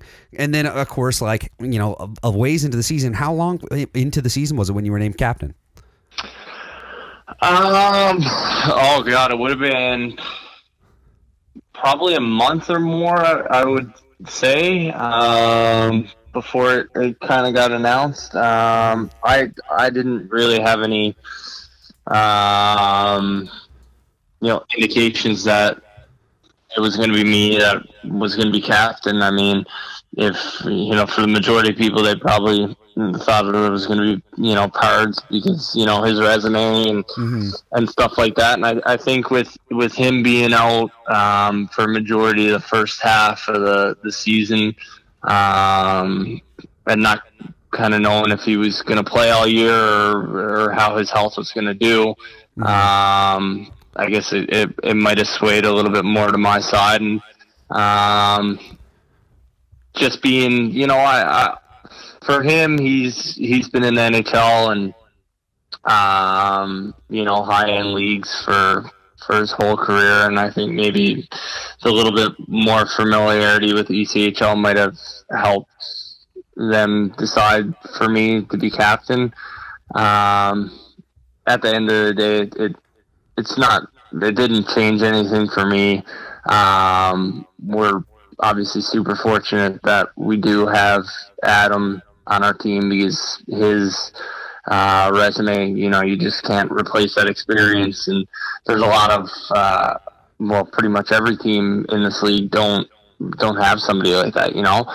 And especially with a team that's built so young with so many first-year players, to have a guy like him was super important for us. So in regards to the captaincy, obviously I was super proud to be named captain. Anytime, you know, you get to come play at home was super special, and then to be named captain is obviously a huge honor and privilege. But you know, the older guys that we do have in the dressing room, we do have a very good leadership group, and you know, everybody kind of brings a different aspect into what way they lead, and no, it ended up being a really good mix, and you know, it's been a very good season so far.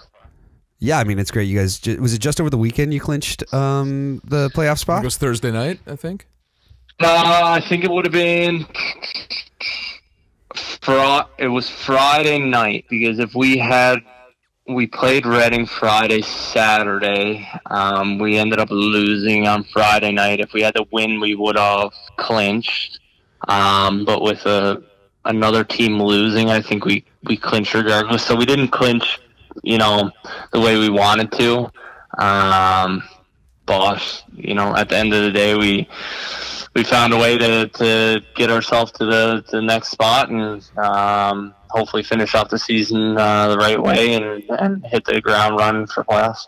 And what's the format? Like, do you guys do a 1-8 or is it a divisional playoff bracket? No, it's divisional, so you have to go through your division first, and then obviously you go through your conference, and then the finals. So it's one of those formats that it's tough because all of our teams in our division are really good hockey teams, and I think the team that's in last place in our division, which would be Reading, I do believe they still have a chance to make playoffs, and the team that is behind us has a chance that they can finish last in every division. So it's going to be a tight race to see who gets in and who doesn't come in with the last 5 games of the season. But you're hoping for the big Brampton matchup though. Get back, see how they take the playoffs. We've seen Brampton so much this year. It wouldn't surprise me at all if we end up playing them first round. But I don't know. It doesn't really matter too much to us. We kind of match up well with everybody that's in our division, and we're a pretty confident team at where we're at, and where we're heading into playoff time. Well, that's great. Well, we wish you the best of luck with it. We thank you for taking the time to talk to us today. I do have another question for you, though. Before we go, Southern Shore won last night, confirmed their spot in the Herder. Who do you got? Southern Shore Breakers versus Grand Falls Windsor Cataracts? I got to go with the Shore. It's got to be the Shore. Got to be the Shore. I got one of my best buddies, Brandon Beard, that I grew up with. He's playing for the Shore, so I get all the updates all the time, and obviously, guys that I, grew up playing with before I moved away, are all kind of playing up in the Southern Shore as well. So they all kind of give me a hard time, saying, when you're done, the Shore got your rights. You're not going anywhere else. So I think that's pretty funny, rights. But I'm hoping that it's a good series, and it just goes to show. I mean, I've seen a couple of videos from the game up there last night, and there was some quite a few fans there, so it shows that people are still passionate for senior hockey back home, and it's good to see. I mean, no matter what level it is if you're getting the support and stuff like that, it helps grow the game. Yeah, I'm from Grand Falls, so I got to go for the Cataracts. But I'm just glad they're coming out here. I'm gonna try to get in a couple Herder games while I'm at it too. But again, thanks so much, James, for taking the time. Best of luck in the playoffs. We're all rooting for you. I can't wait. I'm hoping actually to get down to the game. I'm not sure if it's Friday or Saturday. I got a buddy's bachelor party. We're gonna wind up down there, I think so. They're in town the 29th and the 30th. Yeah. So looking forward to that. It's the last couple home games, and best of luck with those and everything else with the season. And we'll see you in the playoffs. All right, perfect. Thanks, boys. Thanks for having me. Thanks a bunch. All right, thanks, James. All right, bye. Penny Posh, maternity wear reimagined, breaking the barriers of style, fit, and comfort that often leave mothers-to-be uninspired in their new wardrobe. Penny Posh's designs have reinvented a clothing category often seen as disposable, temporary, and unattractive. Well, not with Penny Posh. Check it out, a continuous fit maternity collection from bump to bundle and beyond. You can check them out on Twitter at Penny_Posh, on Instagram at PennyPosh_maternity, and of course on their website, www.pennyposhdesigns.com. Penny Posh Designs, maternity wear reimagined. All right, a huge thank you to James for coming on the show and chatting to us. And now, of course, we'll wrap things up as we always do, where we take it to the tweets. Taking it to the tweets. Taking it to the tweets. There you go. I did what? Is that your Motown? That was your Motown backup singer? That was I like that. That was I like my that. Who sings "Taking It to the Streets"? I don't remember. I don't even know. I'm sorry for I just like the Motown there. You just like that I actually did something I like that someone that I would have done, and then been embarrassed about like all week. Try to pay me money to edit it out of the show. There's a moment in this show, and I've offered Mike. We're up to $7. We're up to $7 We're right up to now. $7. That's 2 coffee this week, Mike. That's 2 coffee or a pint. Or a pint. Yeah, we're up to 7. We'll see what happens. I'm gonna look for it if it's. All right. So hashtag hot take. First off, I've got we had a competition, a little contest on the Facebook and the Instagram and the feeds for this week's hashtag hot take. And it was something we've been doing for a couple weeks. Rant and Roar Entertainment, our friends of the show, and they gave us a chance to give away a couple tickets to Ricky the Dragon Steamboat, who's in town. If you're listening to this on Tuesdays in town tonight, there's still a chance for you to pick up tickets if you didn't win our contest. And so Ricky's coming to town. They've told me as well about the next one coming up, which is also going to be really fun. Ooh. But we did a contest where we threw it out. We asked people for a hashtag hot take.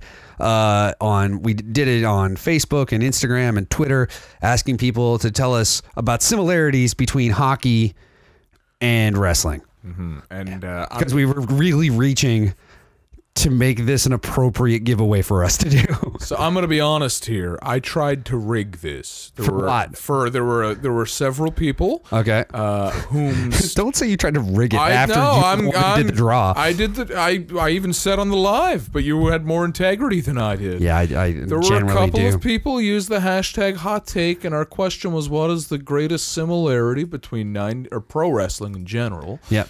And hockey, and there were several people who not only brought up the horrific, terrible gimmick of the Goon, but they were so kind to find a stock photo of the Goon to just bring me right back to being 8 years old.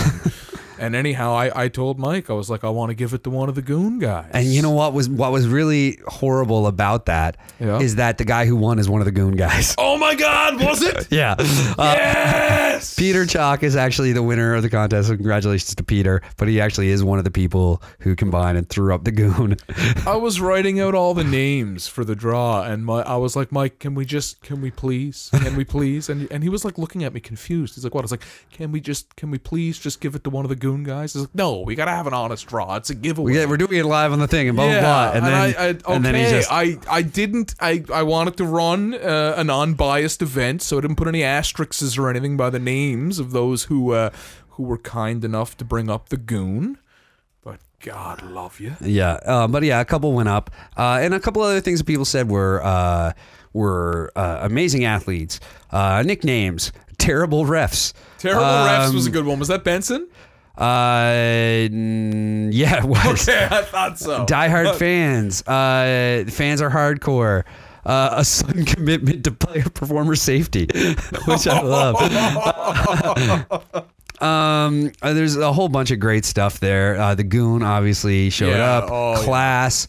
Yeah. There's a lot of trash talking. A few good elbows come in. Here's the one that I really wanted that no one seemed to throw out there, but to me is the biggest, obvious one is the mullet.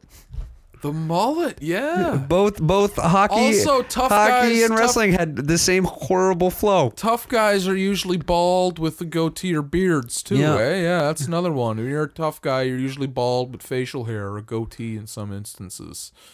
Yeah. That's right. Unless you're me. Mike, we've already touched that you're the base model of Bouncer. I know. They make a generic action figure of like nightclub Bouncer. It's just you. Yeah, it comes with a removable fedora. I've got a good fedora now. Leave me alone. But thank you so much to everyone who got in on that and had a lot of fun with it. Some great comments from everybody, and of course, and also a shout out to. Sean Kennedy, who threw up some just incredible... it's the Photoshop, isn't it? It's the Photoshop that put the three of us on, and I don't even know who I'm on there. I can't even tell. But He went deep. He found some interesting photos of us and threw it up, which you could check out. But thanks to everybody who took part in that. Of course, thanks to Rant and Roar. And hopefully it's a great event. It's happening March 26th. So if you're listening to this on the day it comes out, hopefully you'll be able to get there and check it out tonight. And stay tuned for more from Rant and Roar because they're going to have a lot of fun with some stuff. They got a nice one coming up soon. Can you blink twice if it's Bret Hart? It is not Bret Hart, but I can't do anything but blink right now. You said it, I was just like, no.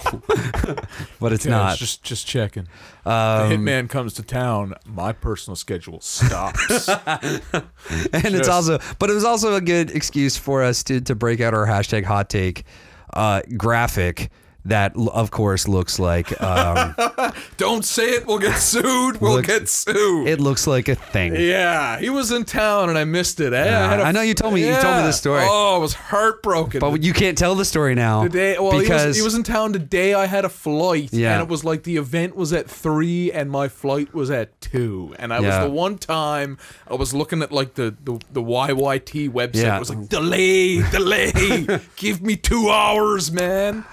But unfortunately, it did not happen. No. And but let's get back to another hashtag hot take. Yeah, this is one that wasn't on the. This was one that was parlayed to me that I really, really enjoyed.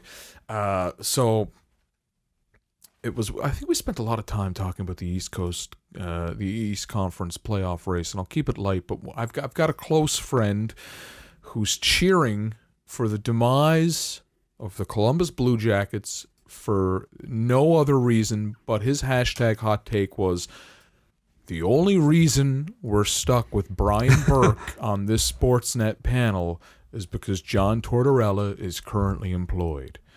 So if John Tortorella gets fired at the end of the season because they don't make the playoffs, they'll rip that suit clean off Burke and put it on Torts so fast no, they're it'll not. make your they're head going. spin. They're going all in on Burke. Oh my God, no. Nah, they're going all in on Burke. John Tortorella is so much sharper, younger, funnier, just as crusty, just as angry, just as Concherry. Concherry? Was Concherry a bit of a slip there on purpose? It was a little bit. Because that's the thing is, I feel like they're queuing up, and I've said this to you before. I really think they're queuing up Berkey for when Cherry retires. Yeah. So what is it going to be? Failed GM's corner? Coach's corner makes sense for Tortorella. He's a coach. Yeah, but he's perfect for it, man. He's no nonsense. He is like right now. He's the same. I don't think you're gonna have Tortorella. I don't think you're gonna have Tortorella out of a job that long. Out of a job that long, and I think he's going to be somebody who, for one, the other thing is that he's one of those American coaches with an asterisk, who's like the second. Him and Laviolette are back and forth this year on who's the winningest American-born coach, and it's one of those like asterisks because there's no ties anymore. So I think it's a bullshit stat. But the other thing is that like Torts doesn't have a cup yet, does he? Are you kidding me right now? Torts has a cup with the Lightning, dude. Oh, right. Fucking Lightning team. Except if you're listening and certain people who are Calgary Flames fans might be listening, they will say Puck was in the net, Party Jelena. Martin Jelena, who was traded for Wayne Gretzky. He was. Boy. Jelena was part. Jelena. I don't know if he's married or anything, but that's a Tinder bio for you. No, Martin Jelena was drafted by the Kings, and before he played a game for them, was traded to the Edmonton Oilers for Wayne Gretzky. Oh wow. And then he scored a cup-winning goal in Calgary that didn't get called, and it was bullshit. But yeah, you're right. He does have a cup with them. Fuck, I forgot that he was the coach. Tortorella is the perfect fit. I forgot he was the fucking coach of that team. He's absolutely flawless, except he might be too good, and that he'll keep getting coaching jobs until it's not worth his while because he's old. Yes, but what we can do, we can rig it. So what we'll do is we'll make it so wherever Torts goes, we'll just send Matt Duchene there, and then they'll go on a fucking skid and lose, and then he'll get fired, and then he'll, need that job again. We'll be fine. I started to wonder, like, you think Matt Duchene might Alexander Dag and just retire? Just give it up? I would hope. Well, I know who our guest next week won't be. It fucking won't be. That's what I'd actually be like. Nope, just don't want. Don't answer his calls. But yeah, no, I get what you're saying. I think Torts would be great for it. Who else I love and I miss is Claude Noel. Oh yeah, Claude. Actually, who we have on the show that was played for him? Colburn. Colburn had the Claude Noel. Was it Colburn or Linger? I can't remember. Yeah, I gotta check. Think it was Colburn. Colburn had the Claude Noel thing because one of our good Twitter guys, North End Rick, also hit us up with a hashtag hot take that same week after it was the Colburn episode and said that he that Claude Noel was one of the best soundbite guys, one of the most underrated soundbite guys. Yeah.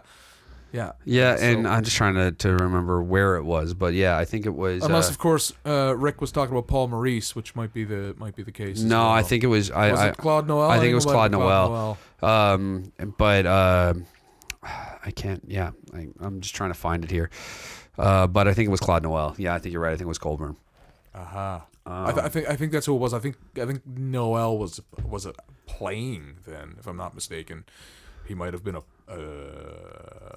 wearing an A or something like that. But I'm not even sure. But let's see. No, I think he was coaching. Okay. He's been coaching. Shit. Oh. Claude Noel has been coaching. He finished playing in 87-88, but he's been he was a player assistant coach for the Toledo Gold Diggers and has been coaching since then. And so he has been a coach, either OHL or AHL or ECHL. He's been all over the place. But yeah, it was the Dayton Bombers with Darren Colburn and Darren Langdon. There you go. Yeah, it was two. And Darren Langdon, of course, played in that game last night as well. Yeah, so he did. He was wearing what appeared to be his helmet was spray painted blue. He had a matte blue helmet. It was weird, man. Definitely spray painted. No, it wasn't spray painted. It was just matte. It was just like a matte finish. You can get them. It's just, they're not common. You usually see them in black helmets, but I don't think I've seen a matte blue. And it was just weird because he's wearing like full Rangers regalia and then the matte blue helmet that was the same color, but just not the glossy finish you normally see on an NHL bucket. But of course, if you've made it this far, this has been a long program. Terry drops in and out. He's actually he's got that game again. So yeah, if you're not on the road, so I think they're in Fortune tomorrow night with those guys. So if you're in Fortune and you're not in St. John's going to see Ricky the Dragon Steamboat, then you should go check out that game. It was a lot of fun. Hopefully the announcer doing play-by-play is a lot better than the guy they had in Torbay the other night. Apologies to anybody who listens. And I realized too, I didn't even say who I was. I realized afterwards, I didn't even be like, hey, it's Mike from Third Man In, and I'm here doing play-by-play for you. Never even did that. Wow. Just got so nervous about announcing these guys that I just puts a suit on and forgets everyone he left behind. Yeah, it was terrible. It was terrible. Jeez, you're like one of the Brat Pack that isn't named Sammy Davis Jr. Did you say Brat Pack? Yeah, it was the Brat Pack. No, it was the Rat Pack. The Brat Pack was all those kids in the 80s with Rob Lowe and shit. You're right. That was a good joke that I balked. You did. You ruined it. That's a botch job there. But on that, I think we should probably call this one. Yeah, I think so. I don't even know. Time of death. It's got a lot to it to get pieced together, and thanks for sticking it out. It's this weird thing where whether TR is not here, me and you just ramble about shit. It's true. We really need him to keep us in line. I was going to say, people would rarely guess that Terry's the one that keeps us in line. Yeah. But history has proven otherwise. Well, it's also Terry's a busy guy, and he's normally got a place to be. Normally Terry's like, okay, can we stop talking about whatever this is because I got to get my coat on and get the fuck out the door. I've got to go play hockey. If we go too long, he gets fed up and he's just like, all right, guys, I'll see you. And he's gone. Out the door. Hopefully you guys aren't like that and you stuck around to the end. We don't have any code or anything this time through. But like we did the last time and then failed to live up to. check with us to find out if the NHLers win, if the NHLers beat the local legends in Fortune tomorrow night. Check with us about that. We had like a 3-hour one. I was like, tweet me and I'll give you a gas card. And someone did. And I was like, buddy, I'm not doing that. I was like, that's a joke.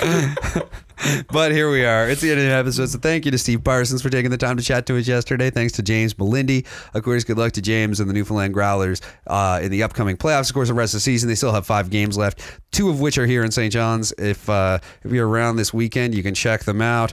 And then the weekend after next, they are on the road hitting Manchester, Worcester, and Maine. How do you say that? Is it Worcester? Worcester. All right. That's how you say it. And the same way you say Worcestershire. It's Worcestershire sauce. Worcestershire. Yeah, I'm not even trying that. Yeah. Anyway, thanks to everybody who's been patient. Yeah, you know what I do got? Nylon. Fuck off. And then I went to Parsons. After. I was just like, so should I get on the mic and just like confirm with him that it's nylon like pylon? He was like, no, do not fucking say that. Then he will come on. I was like, okay, fine. I'm not do that. I'm out. He's out there with a stick, just taking out the windows of every car because he doesn't know which one's yours. Yeah, exactly. Scary dude, man. Probably a nice guy. And he seems super sweet, but yeah, just scared the shit out of me last night. But thanks everyone for tuning in. We're trying to get the fuck out of here. We will be back next week to talk at you about hockey then. Until then, follow us on all the social media stuff at 3MI Podcast across the board. I'm at Hickey, Mike. I'm at Smokes Indoors, which people keep asking me about, but I don't smoke. And Terry is at Terry Ryan 20 or 2020, depending on which of the social meds. Jersey number and his vision. And we'll be back, like I said, next week to talk to you about hockey. Talk to you then. Bye. Later. The worst crowd